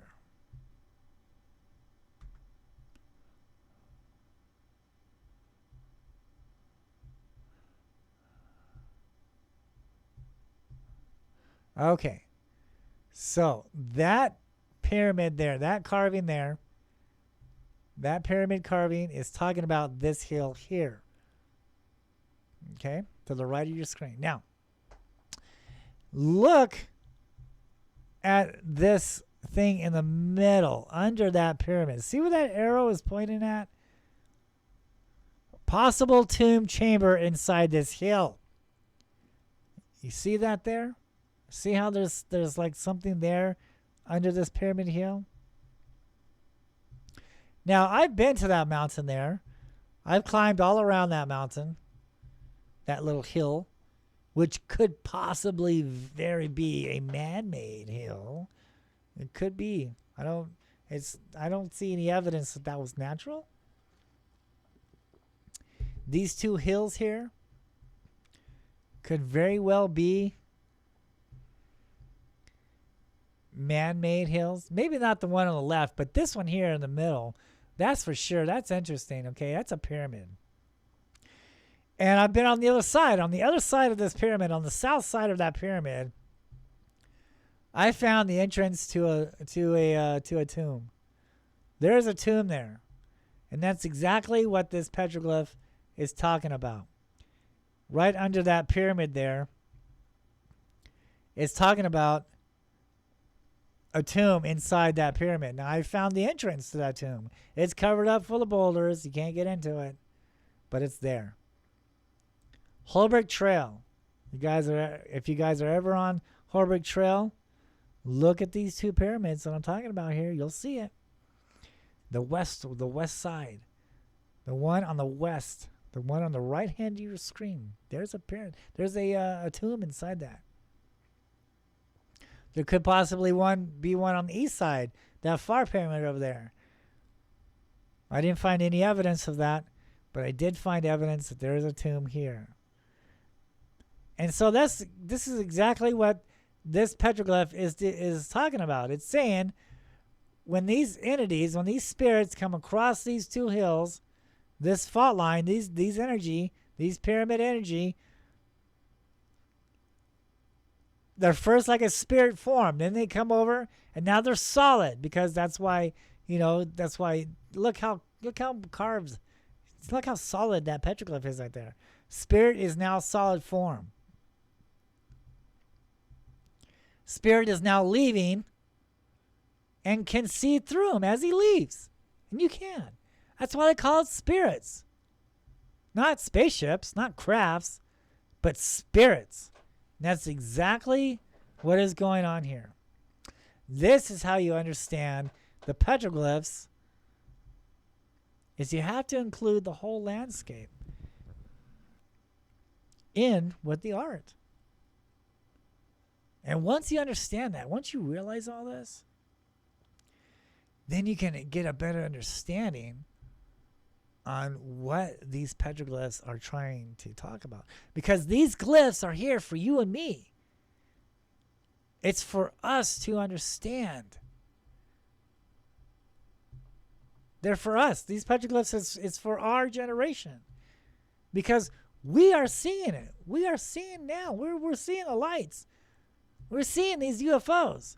So in order to understand our future and what it all means, we must understand the past. We have to understand the past. And the past says that these creatures, these spirits of the earth and sky, have always been here with us. They're always here. And they're recently now just starting to come out of their dormant, coming out and being in our world again, because they know the time is close. Are we going to see it in our generation? I don't know. Are we going to see it in our lifetime? I don't know. I mean, look at what's going on in the world. It's very crazy going on. No wonder these things are flying around, right? So much BS is going on in our world today. So it's only obvious why these creatures are here watching us. They're waiting. That's why they're not coming down and making contact now, is because if they did that, it would be headline news for a while. But then people have to go back to their business, go to school, go to work, blah, blah, blah. They have their own life. We don't need these beings anymore. We don't, at least right now. We don't need them. We do not need them. So they are waiting in the sky and following the sun, using the energy, absorbing the energy, and waiting for when mankind needs them once again. This is why, when mankind start war with each other, like World War II, they're chasing around the Foo Fighters, the Gulf War, oh my God, these lights are everywhere, and things like this. Every time mankind starts to war with each other, right? Make war. These things are there, man. They're watching. They're waiting. Is this the time where mankind's going to destroy each other and then they need us again? Right? That's the agenda. That is what's going on. Okay, here's the petroglyph on South Mountain. You can see this guy being carried away by a barbell. He's either hanging on for dear life or he's playing with them in the sky. But either way, I mean, this guy is hanging on to this barbell, dude. Look at that. Barbell's in the sky. We have an orb right there. We have another orb. 2 orbs. There's a man. Look at that. This is in the middle of South Mountain. I can't remember where exactly. Maybe 32nd Street. High up. Isn't that neat? That is a prehistoric photograph of a UFO sighting, of what actually took place. I mean, they're just not up there, making graffiti or something. They're telling a story, man. They're carving something significant to remember, to be told through generation after generation, for our generation or possibly the next generation. So we are here to understand it. So if it doesn't happen in our lifetime, maybe our kids' lifetime, we will get this information out. So by the time, stuff's really hitting the fan, they will come back at this information and they'll understand what's about to happen. And yes, it's a scary thing. I'm not going to lie to you. It's scary. This is stuff that the government isn't going to tell you. If I thought they were here to help us cure cancer, give us food, make life a better place, I'd tell you that. If the evidence would suggest that, I'd be telling you that. But all the evidence and credibility is leading me on this one path, and it's saying this is not good. Now, there are good ones out there. There's a lot of myths and stories and things that we read in the scrolls talk about these good entities, these good creatures, whatever you want to call them, these good beings. Some of the stories in India talks about the Viamatis, how there was a war between the good ones and the bad ones, and mankind was their trophies. Obviously, the good ones won because we're here not being enslaved anymore by the bad ones. All right, so all over Phoenix, there's art. We find art all over Phoenix, Arizona from the Hohokam. Look at this guy here. This is pretty interesting. This is on one of the freeway bridges. Isn't that neat? Now look at his head there. You see that? So if that's supposed to be, some kind of man with a headdress, I mean, that's pretty crazy. So actually what we're looking at here is look at the bow tie. Look at his body. You see that? It's like a barbell.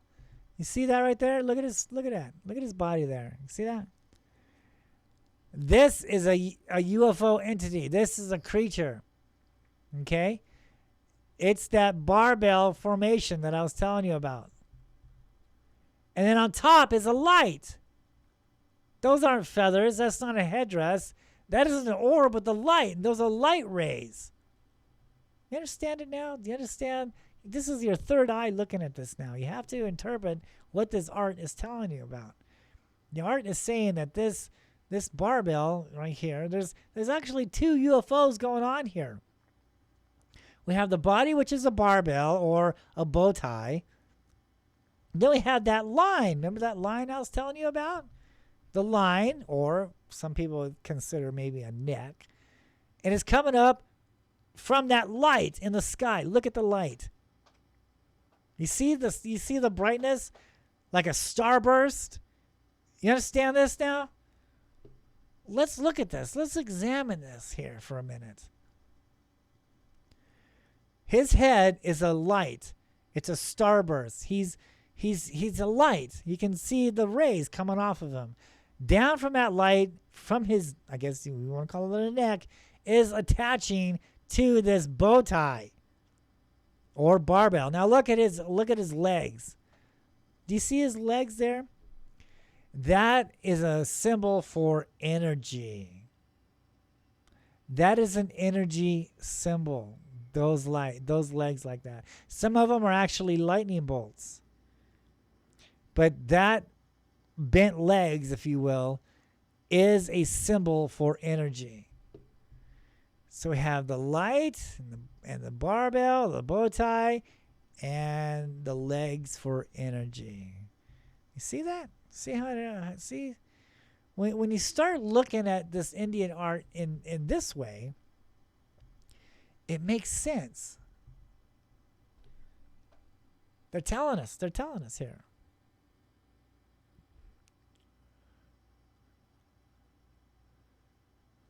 Let's move on.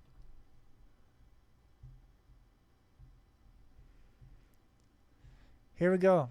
Look at this. This is on the this is one of the freeways in Phoenix, Arizona. You see, what is it? Mountains. And look at the one in the middle. Uh-oh. Is something buried in that mountain there, in that pyramid? Are we looking at one of the pyramids in Gaza? Or Gaza? In Egypt? Look at that. It's telling us. Look at the art. He's telling us there's a chamber inside that pyramid hill. See? See the mountains? Uh-oh. But this mountain is special. This pyramid is special because it's concealing a tomb. Get it? Didn't we just talk about that on Holbrook Trail? When we start looking at this art in such a way, when we use our third eye, I guess, when you understand, when you connect all the dots together, it makes sense. So this whole time, man, all this art out there in Phoenix, sure, it's Native American art, and sure, it's all gravy, it's neat. I love it, but it's symbols, right? Of spirals and serpents. Oh my God. Right? Look at that. See, that's a serpent, and he's in a spiral. And the spiral is going what? Counterclockwise? And the spiral is ending up, meaning up in the sky. So the spiral is a doorway. So there's 2 meanings here. 3 meanings? 3? Three meanings to this. It's a spiral. It's a doorway. He's going counterclockwise, so it's a doorway out. He's ending up, which is a doorway in the sky, a vortex, and it's a serpent. So what? That's 4 meanings with this art here. All right, you get it? Quetzalcoatl, the feathered serpent, the doorway, the vortex. It's all there. It's all there in this symbol here. You just have to understand it. And look, does he have a diamond? Yeah, look at that. See that? And that's gonna be like a weird snake head anyway, right? I mean,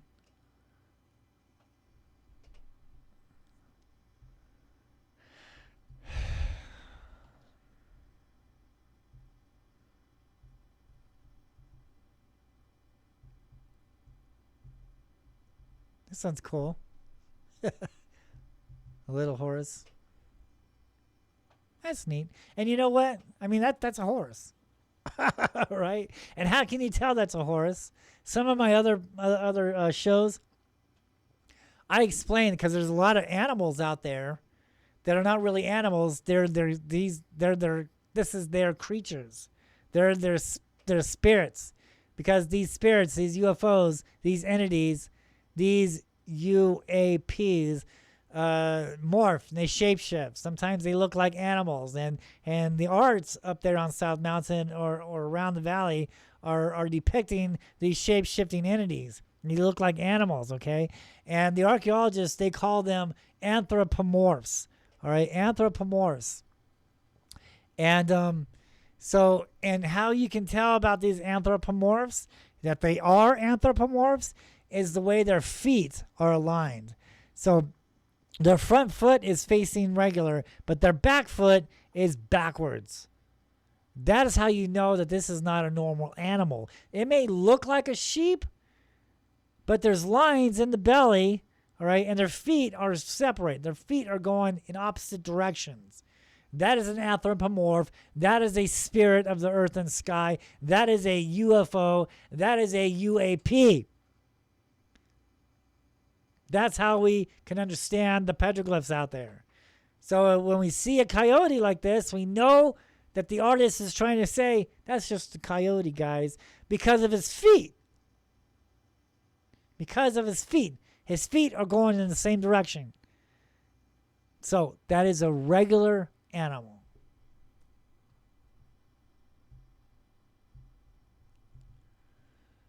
Here we go again. Look at this here. So some would say, oh, it's rain.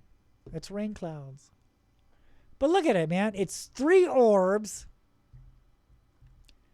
3 lights, 3 UFO orbs coming out of the ground, coming up, because we can see the lines on the bottom there. The lines are coming out of the ground. These orbs in a pyramid. Hello? Pyramid. Orbs in a pyramid coming out of the ground. And look how it's faced. Okay, look at the angle on that. Okay, look at the angle. Whoops. Okay.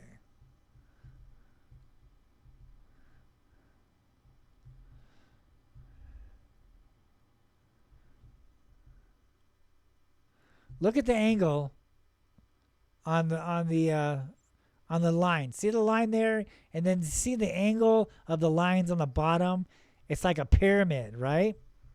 It's like a valley. It's like a canyon, right? So on the very bottom, we can see the outline of 2 pyramids. And these orbs are coming out from between the 2 pyramids. Between the 2 pyramid mountains. Between the 2 between that little valley there, that little gap. Those lines are angled. Get it? They're angled. So it's representing 2 hills, 2 pyramid hills. The line in the middle center, it's coming up. The line on the top there, that's the ground. So it's coming up out of these energy areas. 3 pyramids and a hill. Or 3 pyramids, 3 orb pyramids. And then we have the guys floating in the sky. You see that?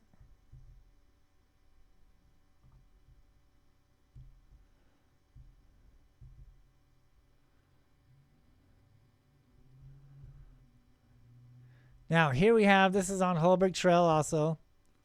So we have a spiral, and a lot of people would think that that is a whale. So I'm sure many people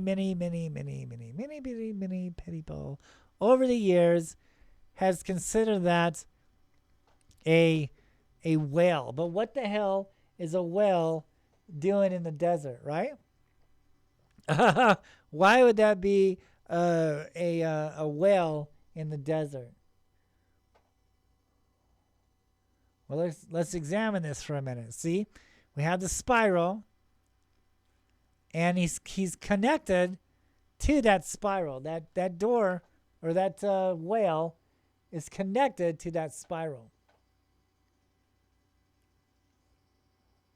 So the whale is coming out of that door.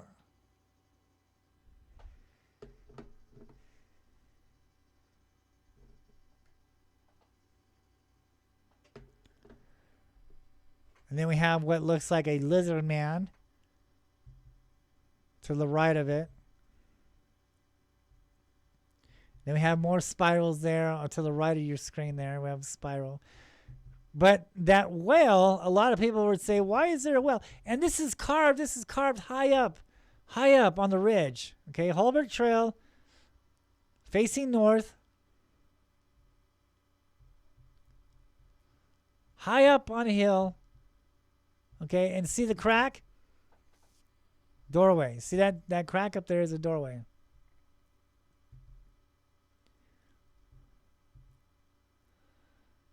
Now here's that well. This is what I filmed. That photograph there. That's a still photograph of what I filmed in the sky.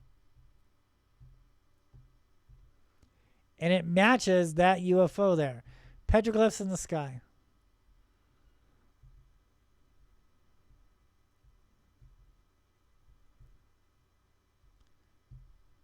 Those of you who have been following me have seen that UFO sighting, and maybe I'll show it again in the near future.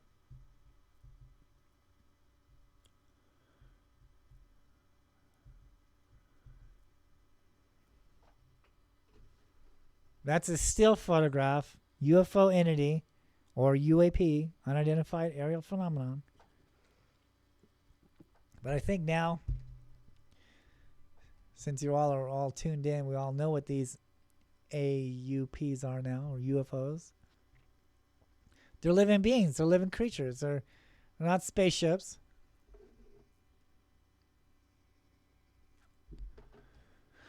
Not spaceships at all. These things are alive.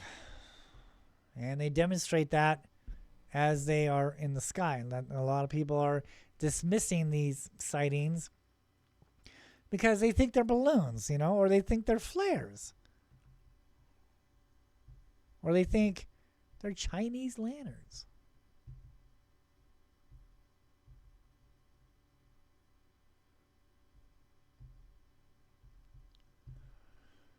Look at this again here. So, there goes the whale. See?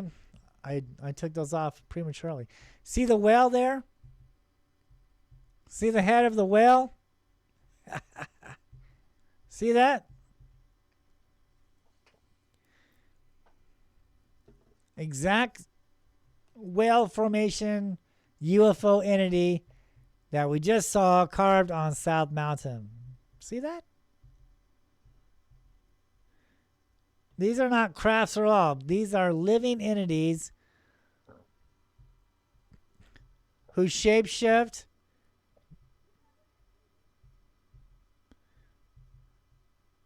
Look at this here. This is these these lights here, or these lights. This art here is on these light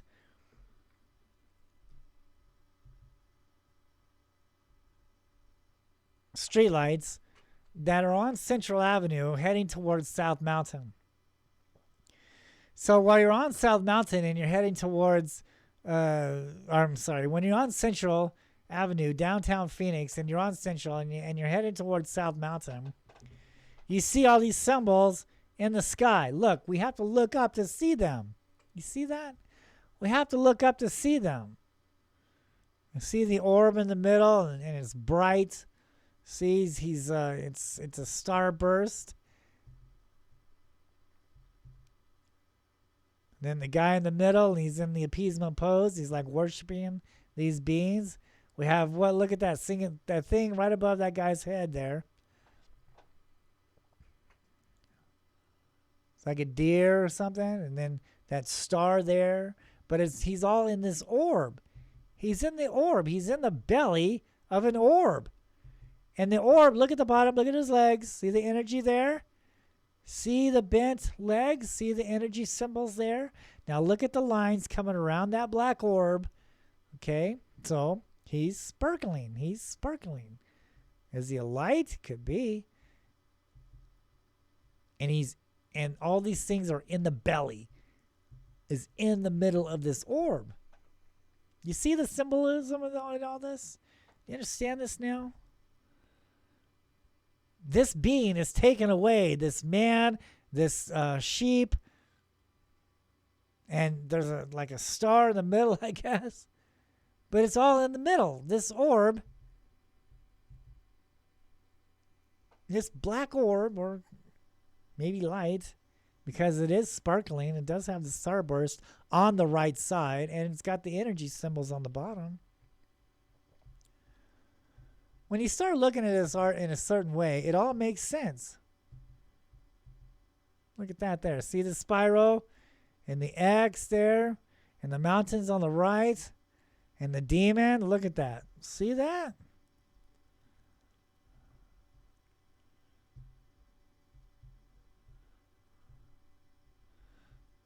Weren't we just talking about giants? Or is this one talking about Bigfoot? Is this a Bigfoot? Is this Sasquatch? There's a lot of Native American interpretations about Sasquatch. Look at the feet. Look at that. Look at the feet. Look at the hands. And look at the feet, the markings, the footprints. Isn't that what everybody is saying now about Bigfoot? Because they're following the footprints? Is that an old, ancient carving of Bigfoot here in Phoenix, Arizona? Could be. Could very well be. Okay, let's get into these UFO sightings. All right, so first one we're going to talk about was filmed in 7 Points, Texas. And it was Rachel Wise' son who filmed this UFO, this being in the sky. Now, I did as much as I could to enhance the video. I did as best as I could, but it was filmed by a cell phone, and it's really hard to zoom in with cell phones and things like that. Let's go ahead and play this. But here is what it looks like up close. Here's what this being looks like. Now, this is filmed by Rachel or Raquel Wise in 7 Points, Texas, by her son. Now, I always try to, I always carry a video camera with me wherever I go. I always have a high-powered video camera with me wherever I go, because you never know when you're going to see these things. So you always want to be ready. And, cell phones are all great and groovy, but they're just not really, equipped for filming UFOs. So, it's hard to zoom in and this and that. So I always, tell people, try to make sure that if you're going to film these things, have a camera with it. And, a lot of times, people don't know they're going to see UFO, and so they don't have a camera with them. This is why I always carry a camera. I always have a camera with me, whether it's in my fanny pack when I'm hiking or in the car when I'm driving, doing grocery store errands, whatever it is. I always make sure I carry a video camera with me, and then I upload it to a computer, and then from there I upload it to Facebook or YouTube. Then we can get a better description or a better idea on what we're looking at. But this thing is great. This thing is clearly alive. And the right side picture is what it looks like up close. So that's great. That's great video. Thank you so much for the Wise family, and many thanks to her son out there in 7 Points, Texas. You guys did great. Send me more UFO videos. Anybody who wants me to talk about their UFO sightings, send me your videos. I'd love to talk about them. And so that's just great. Thank you guys so much for sending this video to me. You guys did a great job, and thank you so much. You guys are awesome. Thank you so much. Now, let's take a look. Dun, dun, dun. Let's take a look at this one crazy sighting out here in Mexico. Okay, are you ready for this? Are you ready? Are your eyes ready to witness what's really here? What can be proven? Not fake UFO videos of crafts and aliens living in closets. Are you ready for this? Because here it is. Because they told me in 2005, the public is not ready for this type of UFO, Jeff. You're filming some bizarre stuff, and the public is not ready for this. Oh, really? Well, you better get ready for it. I discovered it here in the United States in 2005, and so, this is what's going on, people. This is what's going on, and these people filmed it in 2009. Look at this. Look at what's going on your screen. This is real. This is what we need to be looking for. Okay? Look at this stuff. This is the stuff that is here. This is, what is described on the rocks, on the rock art. This is what the petroglyphs depict. Look at that. Is that crazy or what?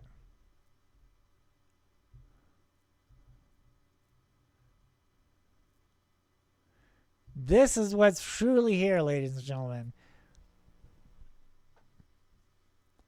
This is what I'm talking about. Crazy stuff, man. Look at that. Look what's on your screen. Look what's in the skies. Look what's on the petroglyphs. And examine how it moves. This is crucial. Look how it's moving.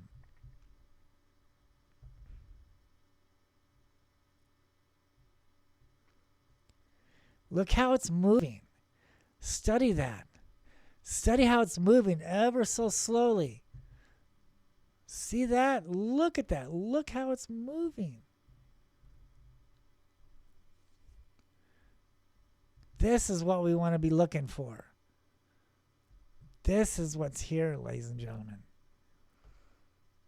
Not aliens from another planet. I mean, I wish, we could find evidence of that. And I'm not saying that they're not here, but I'm just saying, look. This is what can be proven. Not only in the skies that we see for our own eyes, but also what's carved on the rocks. The exact same type of symbols.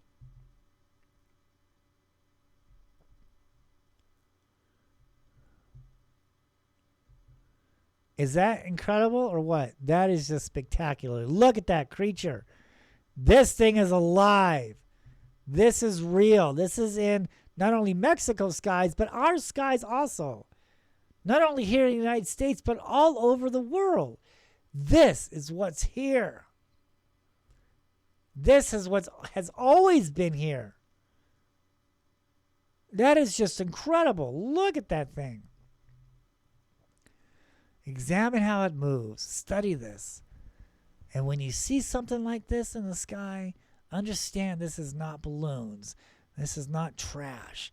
This thing is alive. Look how it's calculating each move. Look at this. That is incredible.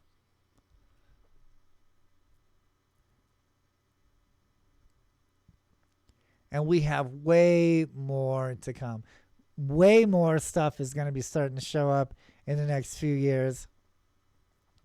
This is just the tip of the iceberg because I was filming these things in 2005 and now it's just getting more and more of them. And it's like a little mini UFO invasion that's going on here. A lot of people don't understand this because a lot of people aren't looking for them. But once you start looking for them and understand their pattern, and you also have to be in the right spot. So a lot of people contact me, well, I haven't seen a UFO. Well, where do you live at? First of all, if you want to hunt these things down, find out your history of the land that you live on. See what the Indians say. See if there's a mountain around there that's special to the Indians. Find the petroglyph symbols of spirals. Once you find these spirals on these rocks, on the mountains, that is the source. That is the key on where to see these creatures. And also, you have to stay it for a whole year because there's a pattern. And once you understand that pattern, then you'll be able to understand when to see them.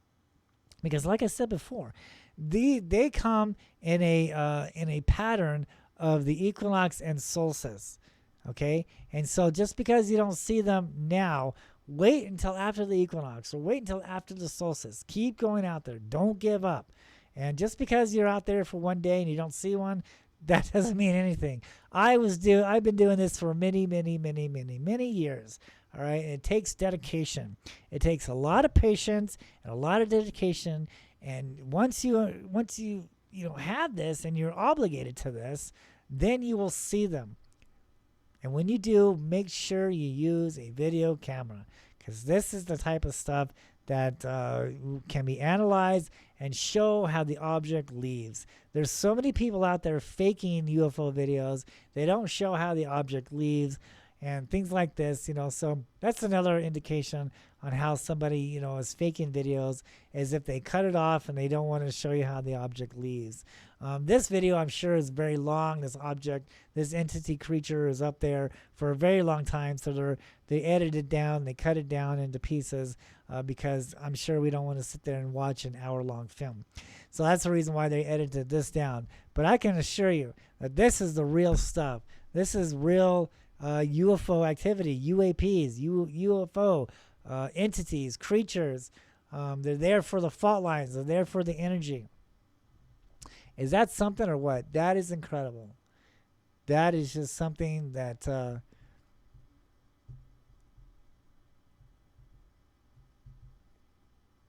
is what we've been looking at for all these years. This is what the petroglyphs depict. See that? That is just incredible. This is what we want to look for. Thank you guys so much for tuning in. Thank you, Rachel Wise and your son, for giving me that video. You guys are awesome. Please send me more of your guys' UFO videos, and anybody out there that wants me to analyze your UFO videos and show them on the show, please send them to me. Let me see your petroglyphs, and that'll wrap it up for today's show. Thank you guys so much for watching, and we will see you guys next time. Make sure you subscribe to my channel, the Phoenix Lights Petroglyphs in the Sky YouTube channel. Make sure it says Phoenix Lights in front of it. And yeah, thank you guys so much for joining and watching, and we'll see you next time. Thank you guys. Bye-bye.